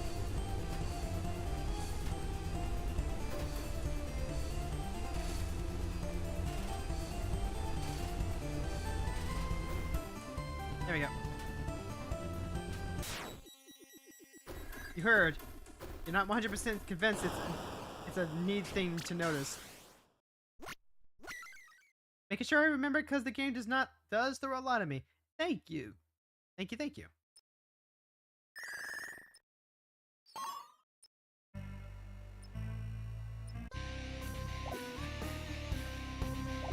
Talking about all this magic stuff makes me miss magic.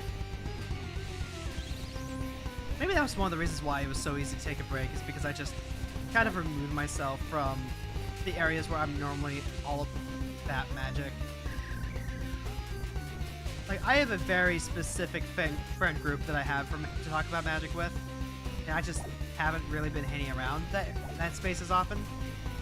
I mean, like, yeah, no duh. You take a break from magic, yet you don't want to be in the places where that is the thing that's going on.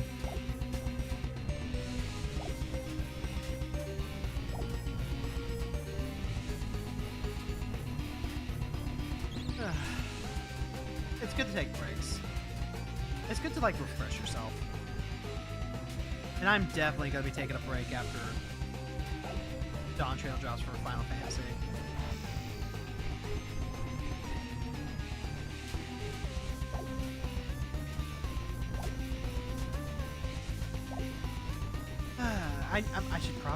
I'll probably still need to log in at least somewhat regularly.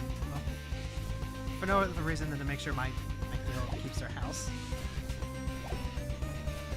And my friend, sometimes she's just not able to log in. Sometimes things get in the way.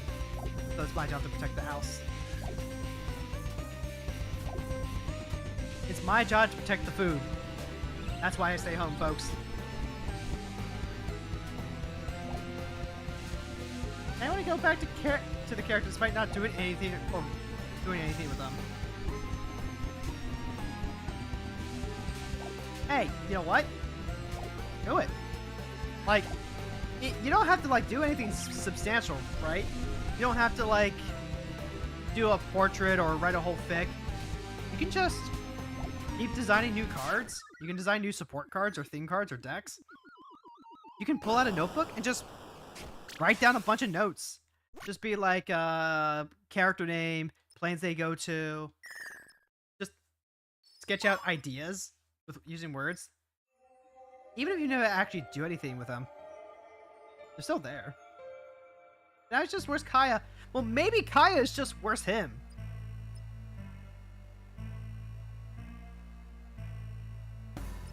Like, okay, Kaya is sweet. But when it comes to OCs, who cares? Who cares how they compare to, like, actual canon characters? Like,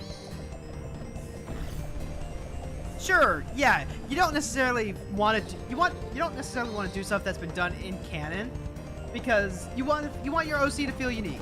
You don't want your character to just feel like a knockoff, and that's fair enough. But you know what? Add something. Add something. Give them development. Put them in a direction that, you know, makes them communicate with that other character idea. With the thing that they're doing. Like, if you think of him as just worse Kaya, well then okay. What about Kaya? What about her do you like? What about her do you not like? What do you wish they had done differently? What do you wish they had changed? What's a twist? Add a third dimension. Add another thing. Your character's been to worlds that we haven't seen Kaya on. How did those affect him? Like, we've never seen Kaya on Theros, except for, like, the one time she assassinates Heliod, right? Add in a little bit of that. Add in some Eidolon action.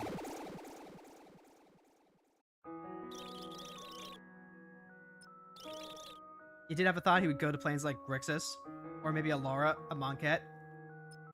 Maybe something with War of the Spark. That's what I'm talking about! Your character doesn't have to be a worse version of another character.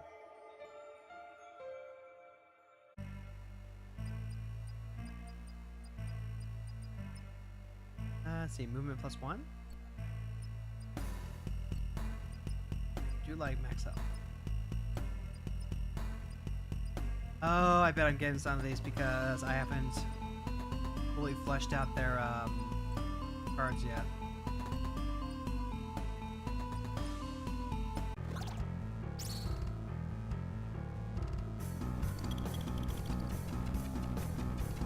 Because, like, oh god. Like, hey, reminder that oh, I actually have a much better comparison here. So, remember how I was talking about how I have another fan walker who's pretty much the Little Mermaid?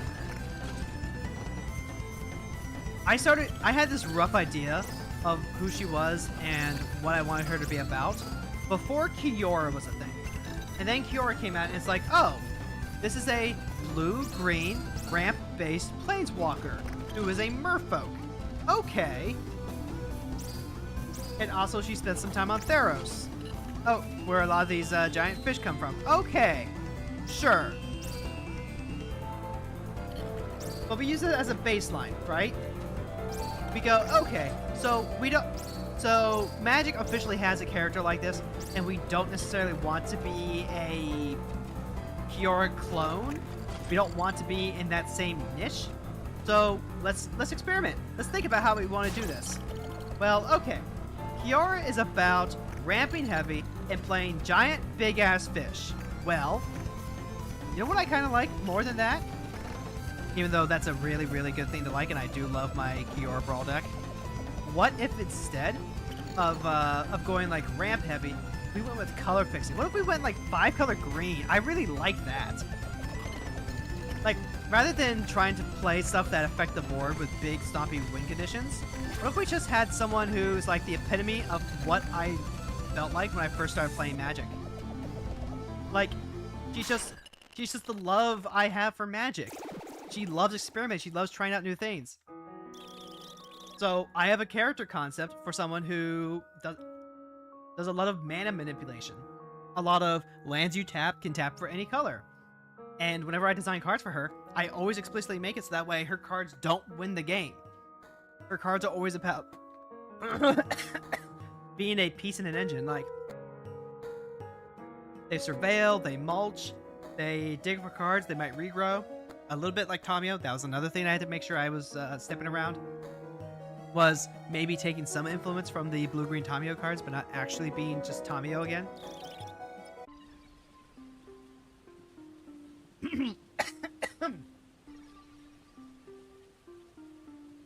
So, like, have a conversation.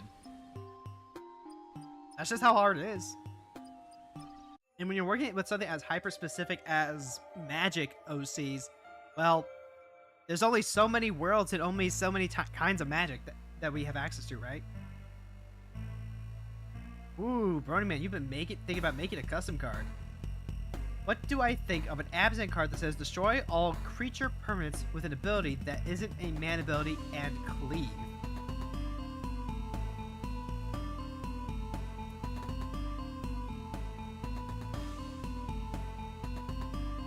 I like it. I like it. Like, I feel like originally I might have said something to the effect of that feels kind of clunky. But recent Magic design has led me to believe that there is no such thing as a Magic card design that is too clunky anymore.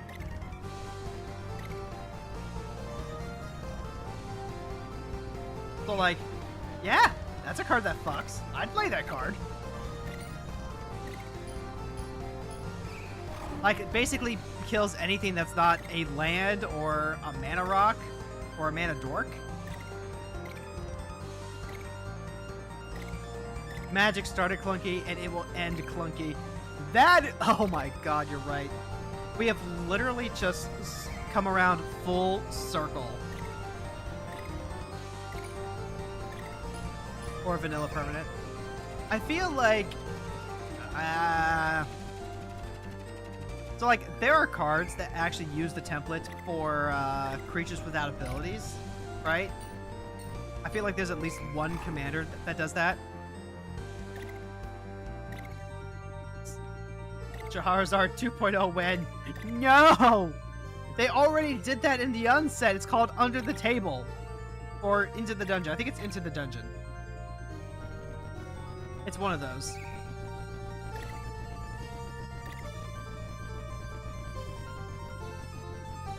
That's Charizard 2.0 already. They already did that. Now, if you'd ask me about oh my god. And they did 3, depending on your point of view. Magic, but every card is just Charizard. No, please, no, don't. No.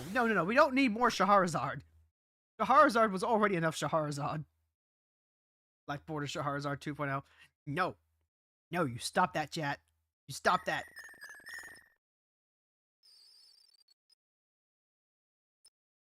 We have Charizard at home.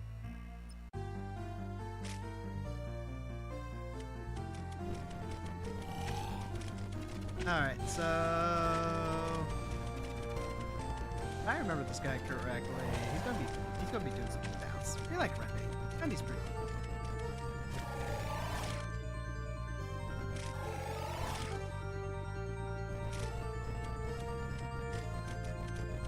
Oh, okay, so he does pause it when he bounces. That's good.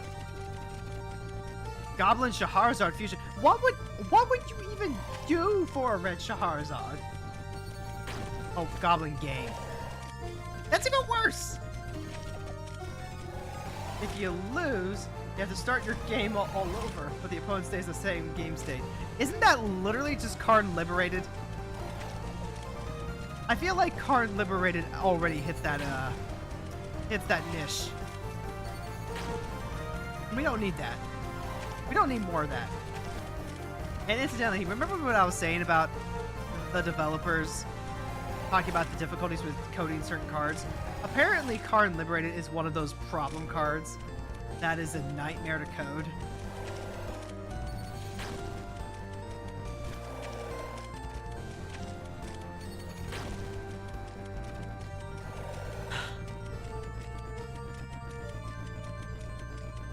Did you know that Arena started as a passion project? It literally started as something that someone was making in their spare time. And then WotC picked it up. And that's part of why it lacks a lot of the base architecture that would be needed to get a lot more of the features that people want, like multiplayer. Ooh, zesty drink.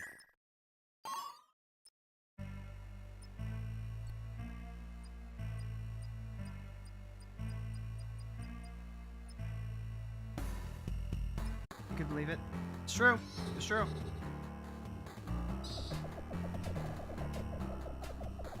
I forget where exactly I heard that one from, or when that was stated.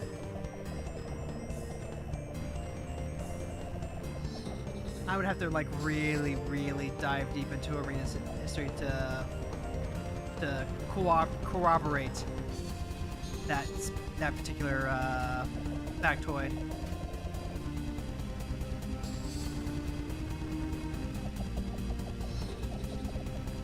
You know what I would do though? So I wouldn't actually go around to just posting an uncut rant on the YouTube. But you know what I do want to do? At some point, I'm gonna buckle down and I'm gonna make a video defending alchemy. That is on my long list of projects I would like to get around to doing. So many people shit on alchemy, bro. It's completely uncalled for.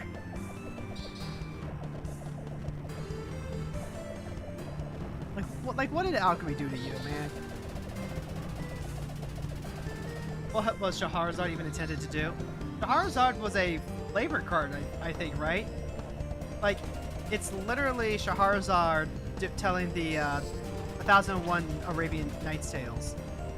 And how, because in the original story, she kept ending her stories on cliffhangers, so that way she would not be murdered. Because as long as she kept the story interesting and kept the suspense on, then the king had to keep her alive so he'd find out how the story ends.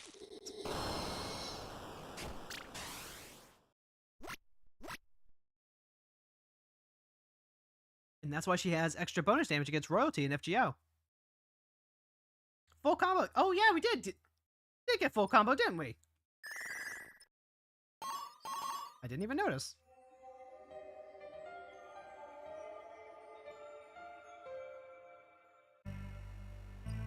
Oh my god. Chat, I just remembered. We successfully hacked into our PlayStation.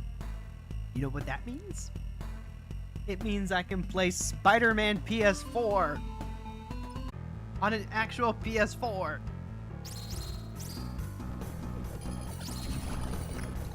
I'm so excited. I'm gonna get to play Insomniac Spider-Man, and oh, that was bad. Like the guy from Between the Lions? Wait, that is a deep cut, man. That is a real deep cut.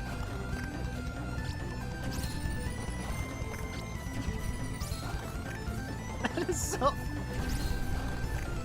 Only real ones remember Between the Lions. And like, that was a good one. That was a quality PBS Kids programming there.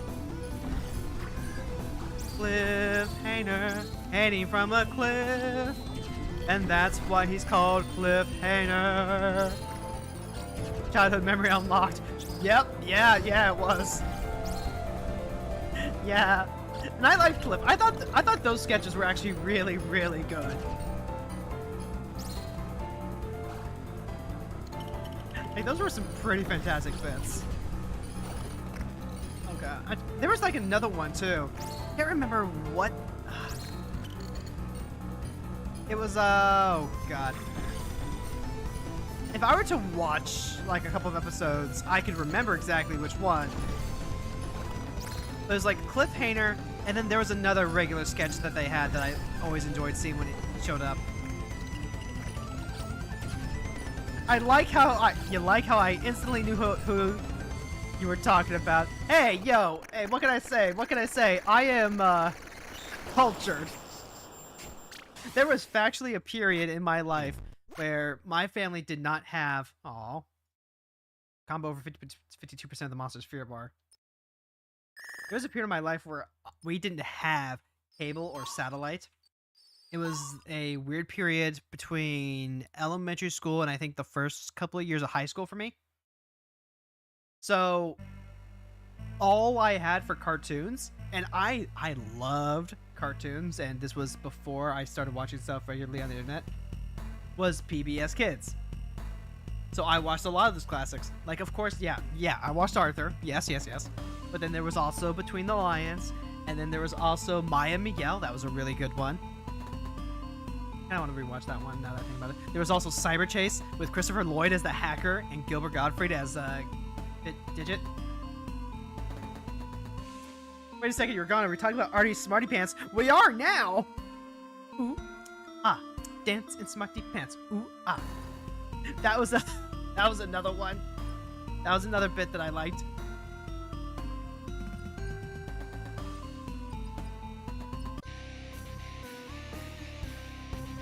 Every day when you're walking down the street, everybody that you meet has a lovely general point of view. And I said, hey, what a lovely kind of day where we can work to work and play and get along with each other. You gotta listen to your heart, listen to the beat, listen to the rhythm of the street. PBS was your poverty-stricken jam. Same. That was a big one. Oh, and then this one. My wife was a big fan of Zaboomafoo. Who can it be? This animal that I did see. Can you help me solve this Mystery. That was a good one. Bob Marley's song did the theme song for Arthur? I'm gonna need a citation on that. Like, I'm not saying that's wrong, but I'm gonna need a citation. Oh! Oh, and then... Okay, so... Daniel Ingram, the guy who did the music for My Little Pony Gen 4, did Martha Speaks, which was a perfectly fine show. But I'm also thinking about how one of my favorites on there was Word Girl. That was a surprisingly clever cartoon. And, like, you know, as a writer, I appreciate a good vocabulary lesson. And I just love superheroes in general, too. But Word Girl was literally the best. I was already a fan of, like, Kim Possible type cartoons, where they have a rogues gallery and the hero just gets to fight a bunch of them on an episodic basis. Word Girl theme is fucking bait. Sure it is. You didn't realize they were talking about Sonder until college, huh? How would you like your source from that? Can you can you post it in Discord and then tag me? I will accept Wikipedia as a source.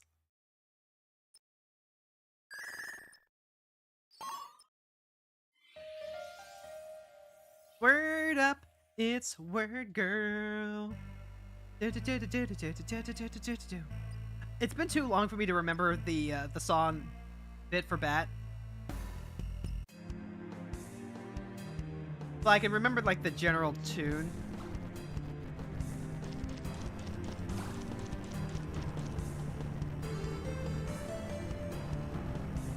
You know what I kind of wish I'd seen a little bit more of when I was younger? Dragon Tales. Dragon Tales was really cute. Like, it had cute dragons in it, and they had Spanish. Actually, hold on. Now that I think about it, a lot of PBS shows had, like, casual and gratuitous Spanish in them, didn't they? I kind of really appreciate that, looking at it now. I want to practice Spanish. I want to, you know, speak Spanish. If I had, I need to... It's one of those things I would like to do if I had infinite time and energy. Things right now. My wife did gift me Pedro's Spanish Adventure, or Adventure in Spanish. I don't know if Lila would be okay with that. Could you DM it instead? You would try, but I have DMs turned off for folks who don't have me as a friend, so you're gonna need to send a friend request first. Then I'll approve it, and then you can DM me. Yep, sounds good? Sounds good. But, yeah. Yeah. Okay. Yeah, if you could just drop that into my DM box, that'd be just great, okay?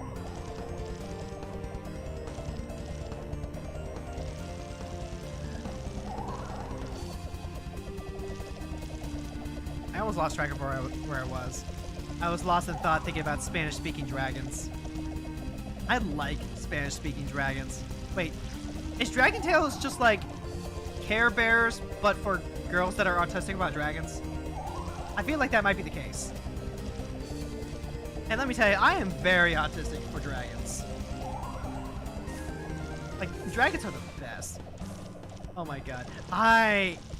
When I was younger, when I was but a wee hero girl, I remember moving into a new neighborhood, going to a new school, and one of the things I would do is I would sit in the school library at recess rather than trying to, like, talk to the new kids, and I would read a book series that I found on the shelves called The Dragonling. It was a book about a kid who really wanted peace between him and dragons because he realized, dragons aren't all that scary. They had dragons called Great Blues, and they were really cool. And it was doing, like, the Psychic Link stuff before Aragon was ever a thing. Dragon Tales. Defeat Alter Roundsaw without breaking her saw. Kinda. Hey, what's up, man? I was wondering if I'd get to see it today. You don't think the dragon spoke Spanish, but the kids totally did. They had at least one dragon that was speaking Spanish regularly. I think it was the Grandpa Elder Dragon.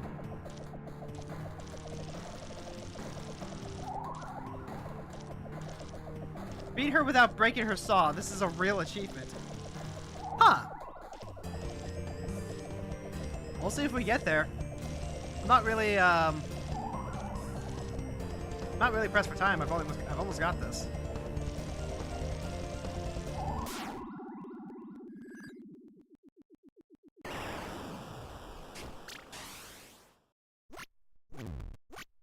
Aw, I didn't get the combo. That's fine. We're just hanging out and chilling. The legendary creature Elder Dragon, yeah. Oh my god, he is. Oh my god, he is. I would love to see an Elder Dragon altered. I would love to see one of them altered to be the Grandpa Dragon from Dragon Tales. Not a secret lair, and not Nicol Bolas. Literally anyone except Bolas. Dragon Tales Secret Lair, and you hate Secret Lair. I don't care for the Secret Lairs either. I think that we have gotten some really, really cool and fun art from them.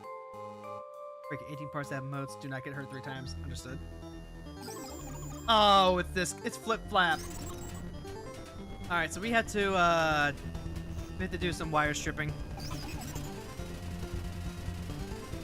Yeah, I don't care for the secret layers.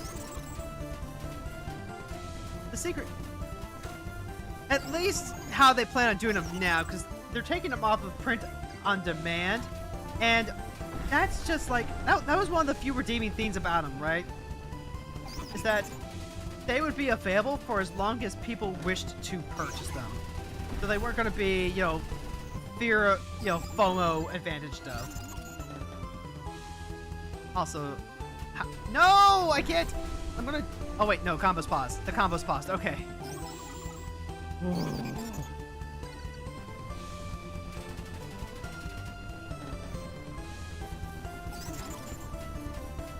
No, I just want to get to know you.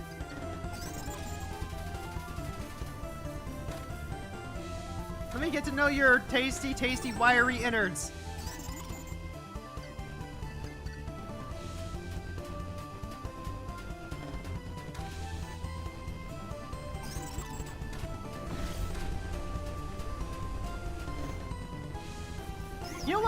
You know what I kind of like though? I like the heavy metal poster ones. Maybe this is partially just because my wife has gotten me into checking out some more metal stuff lately.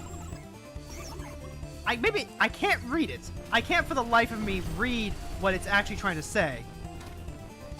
But I think the designs are cool. And I would like to get some for my wife at some point. But that would require them to have cards that she would probably play in a commander deck, and also for them to not be super expensive. You know?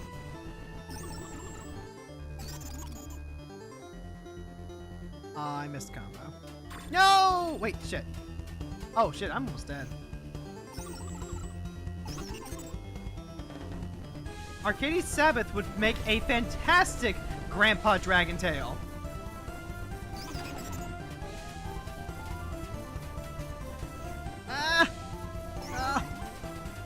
Alright, panic button time. Panic button time. That's what the panic button's for. I should really make more liberal use of that.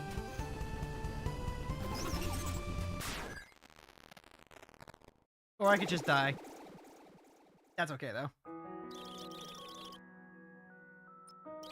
As a streamer, I have to admit that anytime I try and play one of these games, I'm just gonna inherently suffer. This is a fun play it and zone out game. Big guy, but he protect. Yeah! That's the kind of Elder Dragon we want.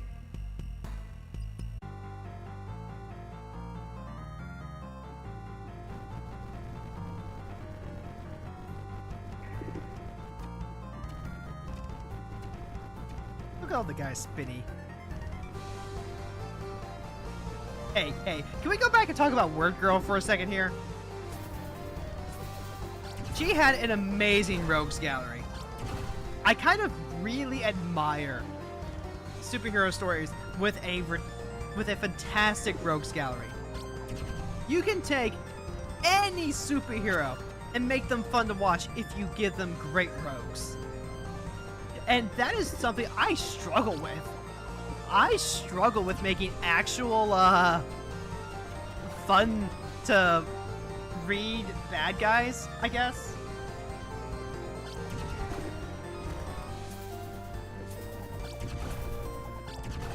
Like, to have a good rogues gallery and to have good bad guys, they need to have a shtick.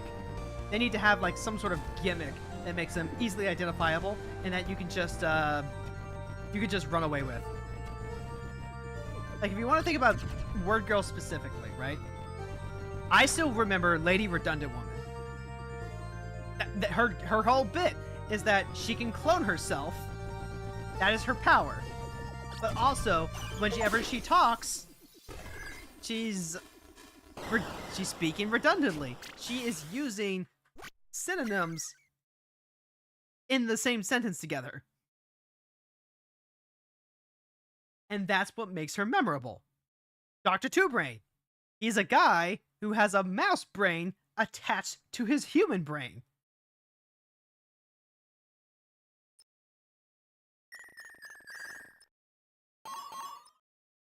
Let's extend this. Let's extend this to Kim Possible, because that's probably like the most comparable thing I could think of to something like Word Girl. Duff Gilligan is a Scottish golfer. That is his entire shtick. He is Scottish and he golfs. Everything that he does is tied to those two things. Draken, he's a kind of a pathetic blue man science guy. That is it's slightly less of a specific shtick, but like you get what I'm talking about. You get what I mean. Monkey Fist, Ron's rogue. Ron's very special rogue. He likes monkeys and he does martial arts. That is his shtick.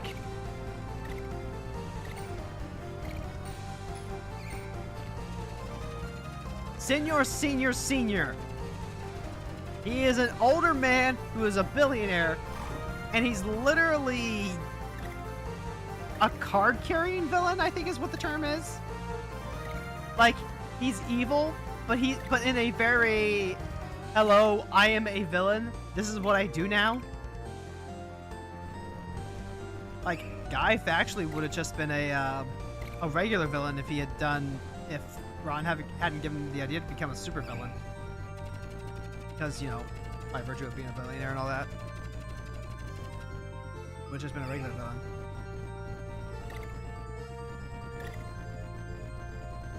I still remember all these.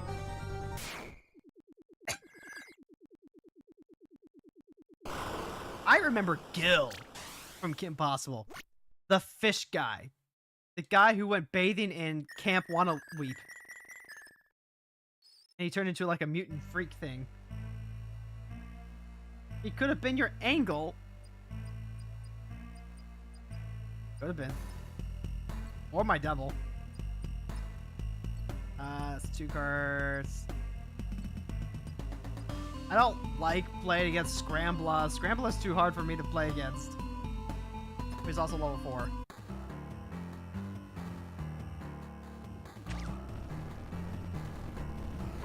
Also, we're getting towards the tail end of stream, I think. We've got like half an hour left. So while I'm thinking about it, I do want to remind everyone that we've got Heart Gold Nuzlocke on Friday. We're going to be doing more Palace of the Dead on Monday.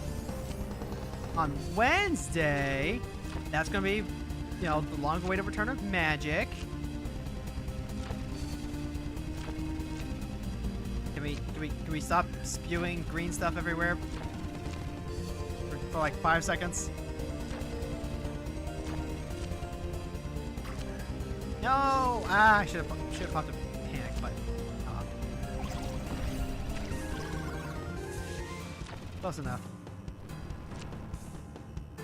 And, you know, for a little bit, for at least a couple of weeks, Palace of the Dead and Magic are going to coexist in the same week.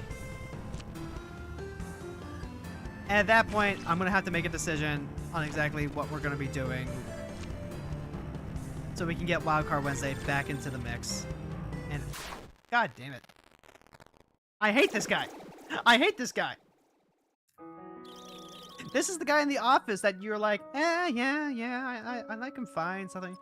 But you don't go out of your way to talk to him. You don't go out of your way to stop by and hang out in his cubicle. Because you know that the second you do, he's just gonna be awkward about it. See about that. We'll see about that indeed.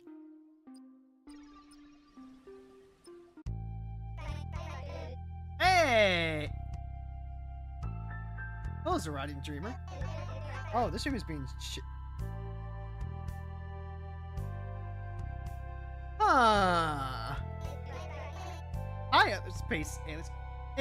Wait, what? Is this? Okay, so like, but y'all, is this like a special streamer trip flag? Is that what this is? Is that what this is? Because I'm not gonna lie. The first time you showed up, I thought that was some sort of weird streamer trip flag. Like, if that's what this is, I am both tripping out and also like pogging. Scrambler. You probably know this already. That's Scrambler? For what we did or will do? Time is a little hard to follow for dishambles like us. We are a shamble. This means a part of us exists in a higher dimension. But we can use dishamble powers to help you. Yeah, it makes you wonder, right? Yeah. Please help us scramble it to love again. If you do, we will share with you our powers. You have my attention. You can make a portal to another time. This portal thing is called a Linky Synapse. You give us your gifts, and we put them in our Linky Synapse. This gifts will be waiting for you next morning. You can take those gifts and become more powerful before this first battle. You can also choose to leave these gifts in our synapse for another day. Not as useful as you might think. Oof. You can save many gifts until you have a super powerful combo to start with. We hope this powers can help you. Oh yes, one more thing. We want a hug when we see you.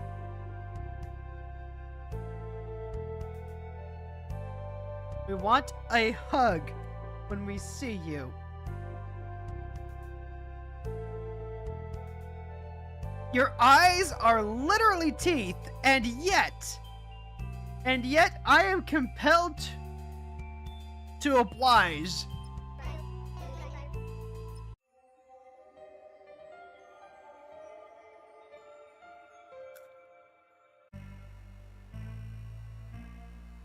You know what's funny? I had a coworker who was a little awkward to talk to. I was a little put off by hanging around them. And then they ended up being an absolute sweetheart who invited me to come over to their house to play in their husband's D&D campaign. And that was where I made some really, really good friends. So maybe the metaphor was a little more apt than I thought.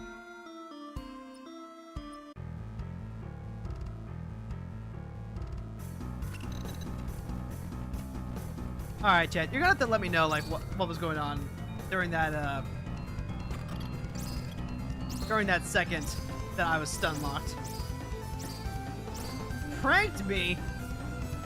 Pranked me. What was? No. We got a rule here. It's not. It's don't bully the streamer. Okay, but like, why? Why the big ball of flesh that's difficult to navigate and deal with? Why?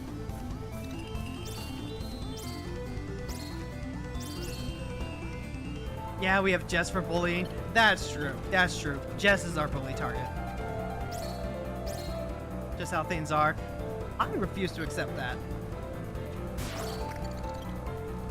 I refuse to accept that, and I encourage all good children everywhere to push back whenever an adult tells you that things are the way they are because that's the way they are. I chose the ball of flesh, yeah? I mean, yeah.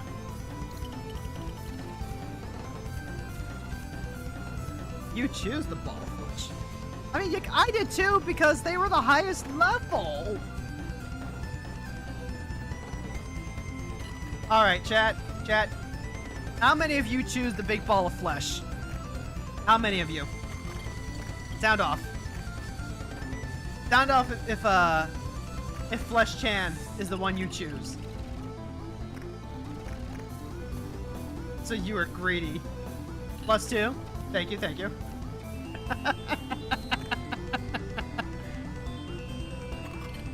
I mean, maybe. Was I being greedy, or was I just setting myself up for a telling challenge? me it's shrimp fried this rise? Ice cold water. Heavy, thank you so much for the shrimp check. I will grab a. Actually, you know what? I can pause real quick.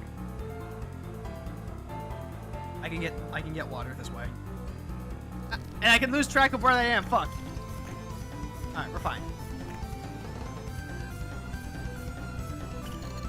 Also, Brony Man, can I just say that I completely forgot that you've played this game before? So this whole time I'm reading your comments and I'm just like,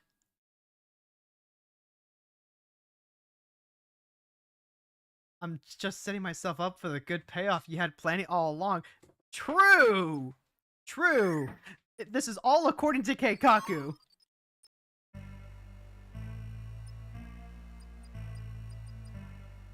Okay, so like, you know what? I was just thinking about something. So I'm having difficulty coming up with games to play with some folks that I want to yap with, right? But I am,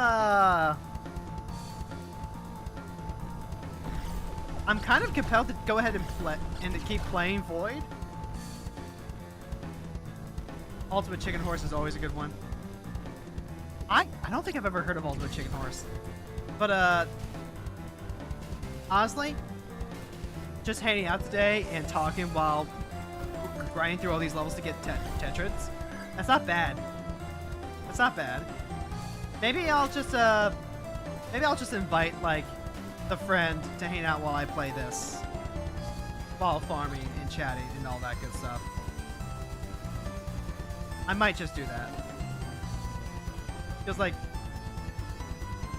I'm at least to the point now where I have one claw left and Lulu's not giving. And there we go. We got it.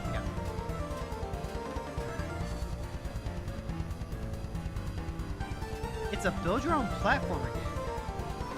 Is it? I don't think I've ever heard of. Wait, hold on. That's like the Mario Build 'em, right? Oh god, what's that Mario game called? Ooh, 2 random helper stones. I like minions. Prisma. Ooh, Sentinel 4X. I love Sentinel 4X.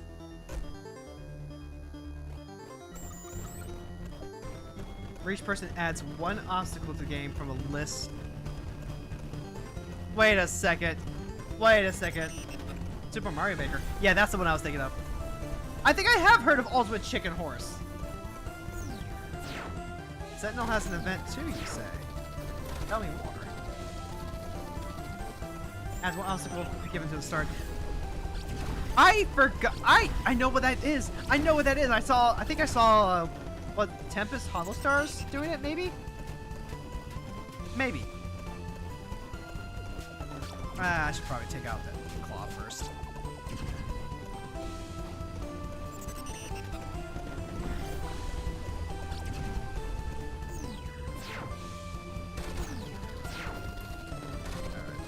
She's doing a hot. She's doing a hot. Come on, give me the claw. The claw. The claw chooses who will go and who will stay.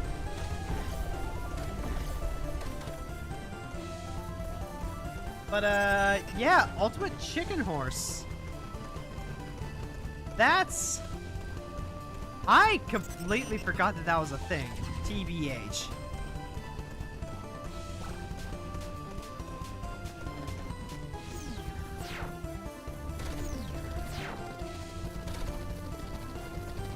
Oh god. I almost feel bad that I'm not going to be streaming Void regularly after this, because like, this is nice and comfy. But I am also just like in a mood to keep trying new things. I'm in a enrichment need phase of gaming right now.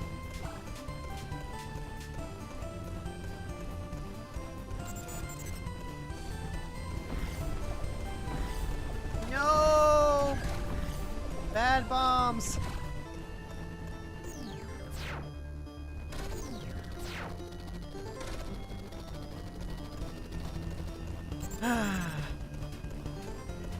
What are we gonna do, chat?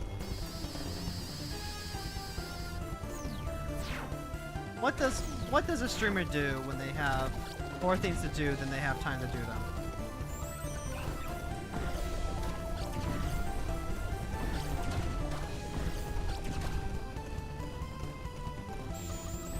Because like, House of the Dead is a long-term project. Oh, I didn't even get a chance to break them all.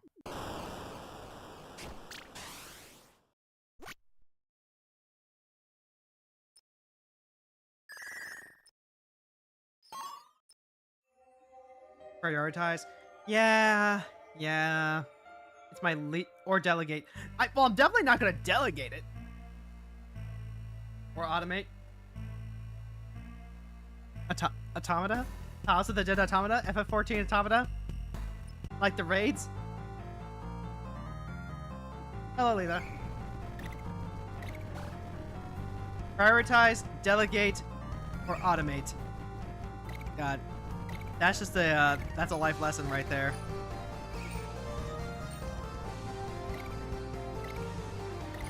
Lila, I need you to, AI Hero Girls when you shut your mouth, chat!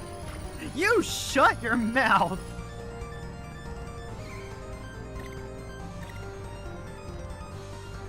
We do not hold AI art in this house. In this house, we will take the nuanced stance that AI has its applications. It is good for reducing workload on things that are tedious and or lacking in nuance. For example, Square Enix is apparently going to be using AI to help change the lip flaps on their cutscenes. But aren't I an AI voice? No, you are not. You are a pre-rendered voice thing from I guess you're like Siri, kind of. I mean, like, I do have some of the oh god, from the top and the bottom. That's a new one. I mean, like, I do have some AI text to speech redeems. Like, I think I have Winston from Overwatch as a Tangia redeems, but those take bits. Ah, darn. And those also aren't replacing anything. I think they're kind of cute. Especially the GLaDOS version. Like, there's one I have for GLaDOS and or the turrets. What monsters can we read? Oh, there's Boiler, Not, Calorie, Prisma, Dot, Vitra, Burning, Jarl.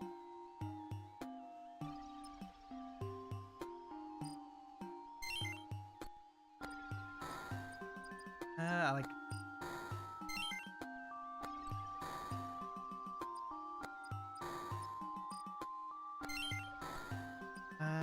what else do we have? Ooh, can do Calorie. You had a horrible experience with AI? What was it? And oh no.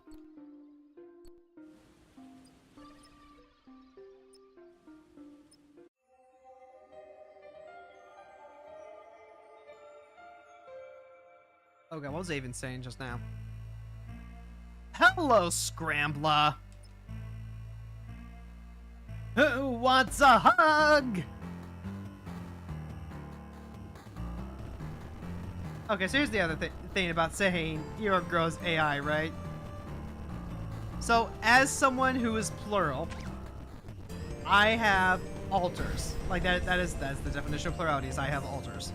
I have alternative personalities that can help me, like, express myself and, like, just are different parts of my, my being. If you enjoy my streams, you learn this eventually, and, you know, it's just kind of given that you will accept this. However, two of my alters are synth gendered. As in, if I were to pick a gender for them, it would be some level of artificial. Like if you look at 2B and you go gender, part of that's because she's an android. You're trying to apply for a job, but the only way you could apply was through an AI chatbot, and the bot didn't even work?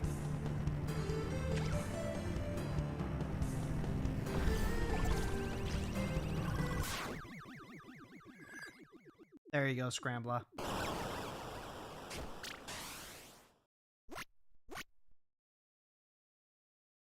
On April Fool's Day, you took a gamble on Twitter and made a joke about how you would use AI to finish the game. You trust Unit Lulu to hold your vision for it. That's a tasteful that's a tasteful joke, though.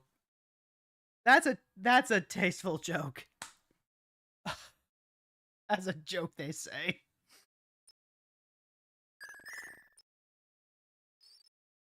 Proposal: do not push Lulu into a developer role. Oh, hey, this is the dialogue we were promised. Scrambler.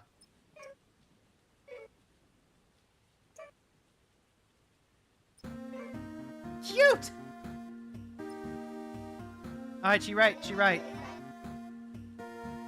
It's their hugging form. Think this is cute? I do. She's right. If we want to look more like Disard, aw, imitation is the highest form of flattery. I think Disaradian is cute. Aw, it didn't look like her. Eesh. That's so sweet. But there were a lot of better choices. Okay. Counterpoint though, even if there are better choices, this is still Scrambler's choice to make. It's like going, okay, which starter Pokemon do you want? Well, you could go for Cyndaquil. Cyndaquil's probably your best choice. And they go, but I want a Chikorita. And you go, but there's better choices. Then they go, but I want Chikorita. And it's like, okay. That's your choice to make. You want a Chikorita? You can get a Chikorita. Don't deny Scrambler's agency. Exactly. Disarati is wonderful and you should not say such bad things about her. Oh my god, she's just like Francois for real. She's just like you for real, Fran. We want to help you with our shambo powers. Aww. I got a dream when you told me about this. Yes, you got our message. Did you have some kind of dream powers too? Remember this? Okay, so we can give her our gifts, and we can send them to the future where we can pick them up tomorrow morning. Hugs! Yeah, I owe you a hug, Fran. You can also save them for another day too. And I can give you different gifts every day until I have a super gift combo. Also higher dimensional energy manipulation. True, true. Okay, let's do this. It's an actual time to charge this Linky Synapse. Go show love to this other monster. We'll come find you after this. Okay. Okay. Oh, one more thing. Just the boiler is probably scared. Please love her too. We don't have a heart to do this. We both have the same kind of synapse. Aren't you forgetting something else? Huh? Hug! Yes! I am but a leaf on the developer's winds of whim. That is too precious. That is too heckin' precious. Jesus Christ.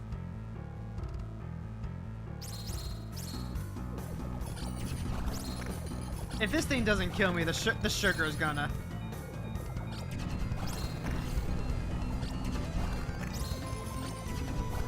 Okay. So here's the thing, right? My brain is currently thinking about this. So I'm really enjoying the pick up and play of this. And the fact that there are breaks for this narrational development, it's hitting the sweet spot between Hades and Nova Drift. Like, Nova Drift is literally like eating a bag of cheese. Like, playing Nova Drift is like eating a big block of cheese. I could probably accidentally eat a whole bag of it and then make myself sick without realizing it. Hades takes way too long for my ADHD to really be happy because the playthroughs feel like a lot, and also the aforementioned needing to check with every single character so that way you don't miss out on anything. But this is hitting the right spot for me, I think. Just when I think I'm done getting some stuff for a while, something comes out and surprises me, and that's a really nice feeling.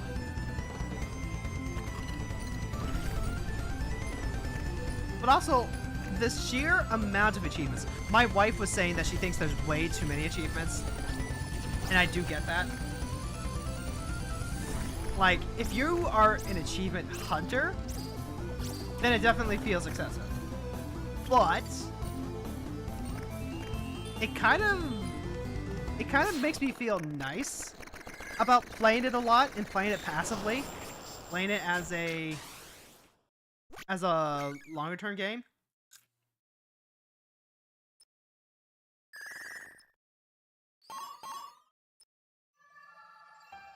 Ooh, an event.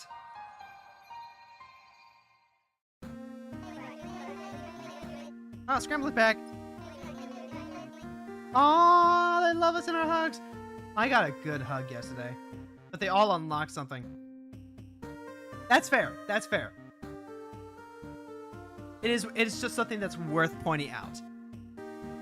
Because my wife is someone that, when she has these roguelikes and stuff, she does enjoy doing achievement hunting. Her main commentary was that the massive collection of achievements kind of diluted how earned they feel. To her, it was like, you know, it's like being handed Tic Tacs. Like, it's just, okay, oh, you get an achievement here, you get an achievement there, you get an achievement there. Okay, well, none of them feel special to her anymore. And I think that's legitimate critiquing. The other option is to only make them like, like 50 of them into Steam achievements. Hmm. I'm not even saying that the achievements should be cut down or anything like that. It was just her. That was just her thoughts in particular. The Mario Odyssey approach. I have not actually played Mario Odyssey. Let's see. Ooh, we can expand storage. Do I even have gifts to give? I've got Paper Cut, Cracked Heart. Oh, that's a cute gift. People have... You got a moon! People made the same complaint. A game with a single achievement simply titled, Yes.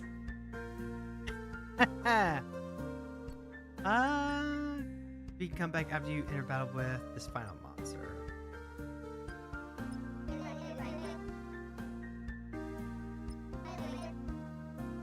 About G shiny triangles to... Oh, about 6 times to keep this open. I don't have 6. Okay.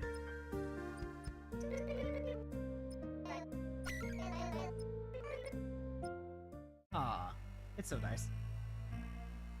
There are 880 moons. Oh, right. I think it's the framing, the context, right?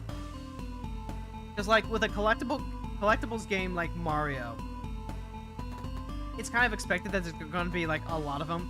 The old rare collectability idea. Turning an in-game collectible into an achievement changes how it hits, at least in my opinion. Ooh, wait, hold on. Is that right point?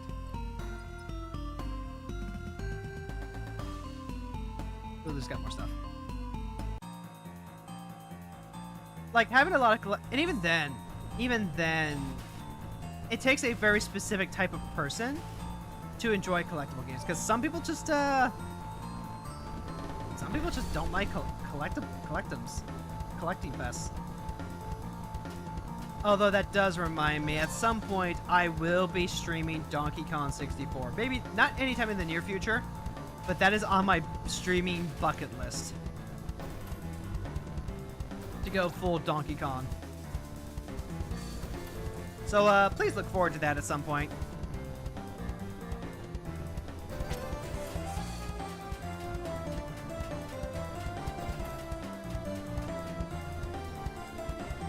I guess it also depends on like what people want from achievements, you know?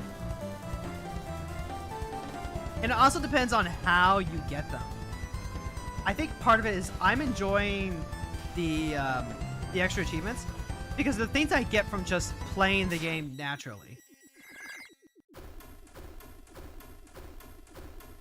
But if you were someone who wanted to go after this achievement specifically, then that would require what?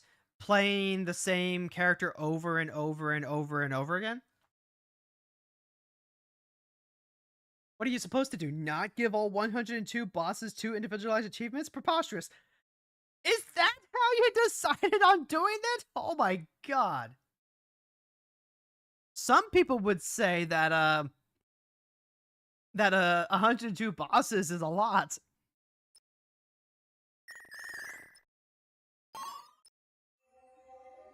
That's what some people would say.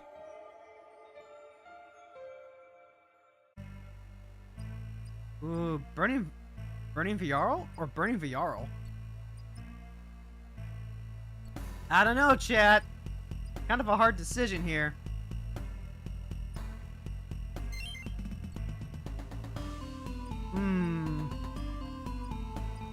Corporate needs you to tell the difference between these two images.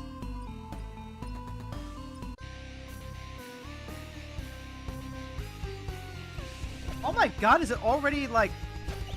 Yeah, it's almost the top of the hour, which means this is going to be our last run. Alright, folks. Let's start thinking about what we're going to do for raid. Let's see, it's Wednesday, so... Who is currently doing the stream bits?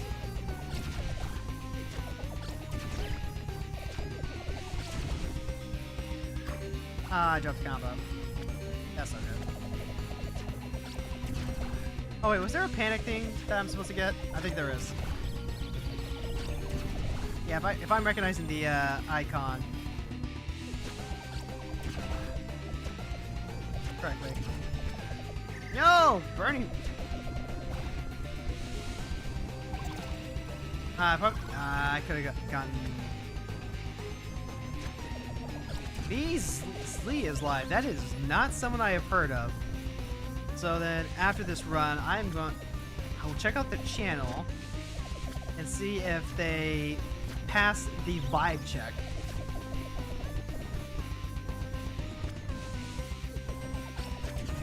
Actually, let's see. But also, like... Oh, there we go. By the way, you are the only person in years who you have heard pronounce VR correctly on my first try, then whoever you were streaming with ruined it. Oh my god, didn't we... I want to say we streamed we rated either Lila or Fran. Alright, let me just, oh, there's no more monsters we can... It made noises when you heard that. Aw, he's another Brawl content creator. Virals. Virals? That's how they pronounce it? Oh, I'm sorry. Notably, I am very famously bad at pronouncing things. Let's see. Who was the... Z... Oh, wait, no, I think we... Oh, God. It wasn't Fran or Lila, it was, Claire? I want to say it was Claire. It might have been Claire.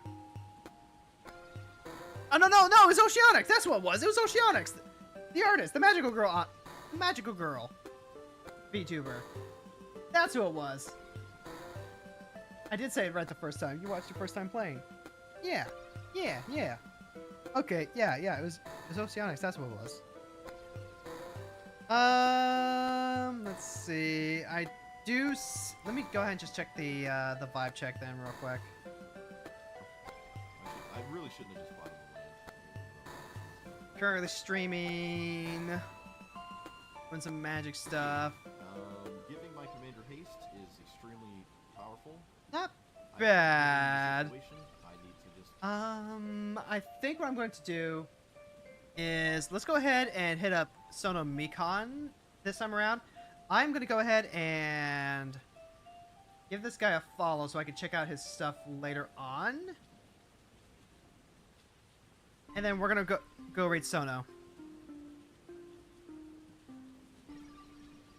Alright, Sono Mikon. And then, like I said, we will be back on Friday doing our Nuzlocke. We're going to be up against Morty. He doesn't stand a ghost of a chance against us. Monday, we'll be back with more Palace of the Dead. And then Wednesday... Oh. My model froze because my alarm went off. And then next Wednesday, we're going to start getting ready for Modern Horizons and playing some Magic. It was good, and thanks for the Magic Talk. You are welcome. But we'll see you next time. Same hero time, same hero channel. Good night, everyone.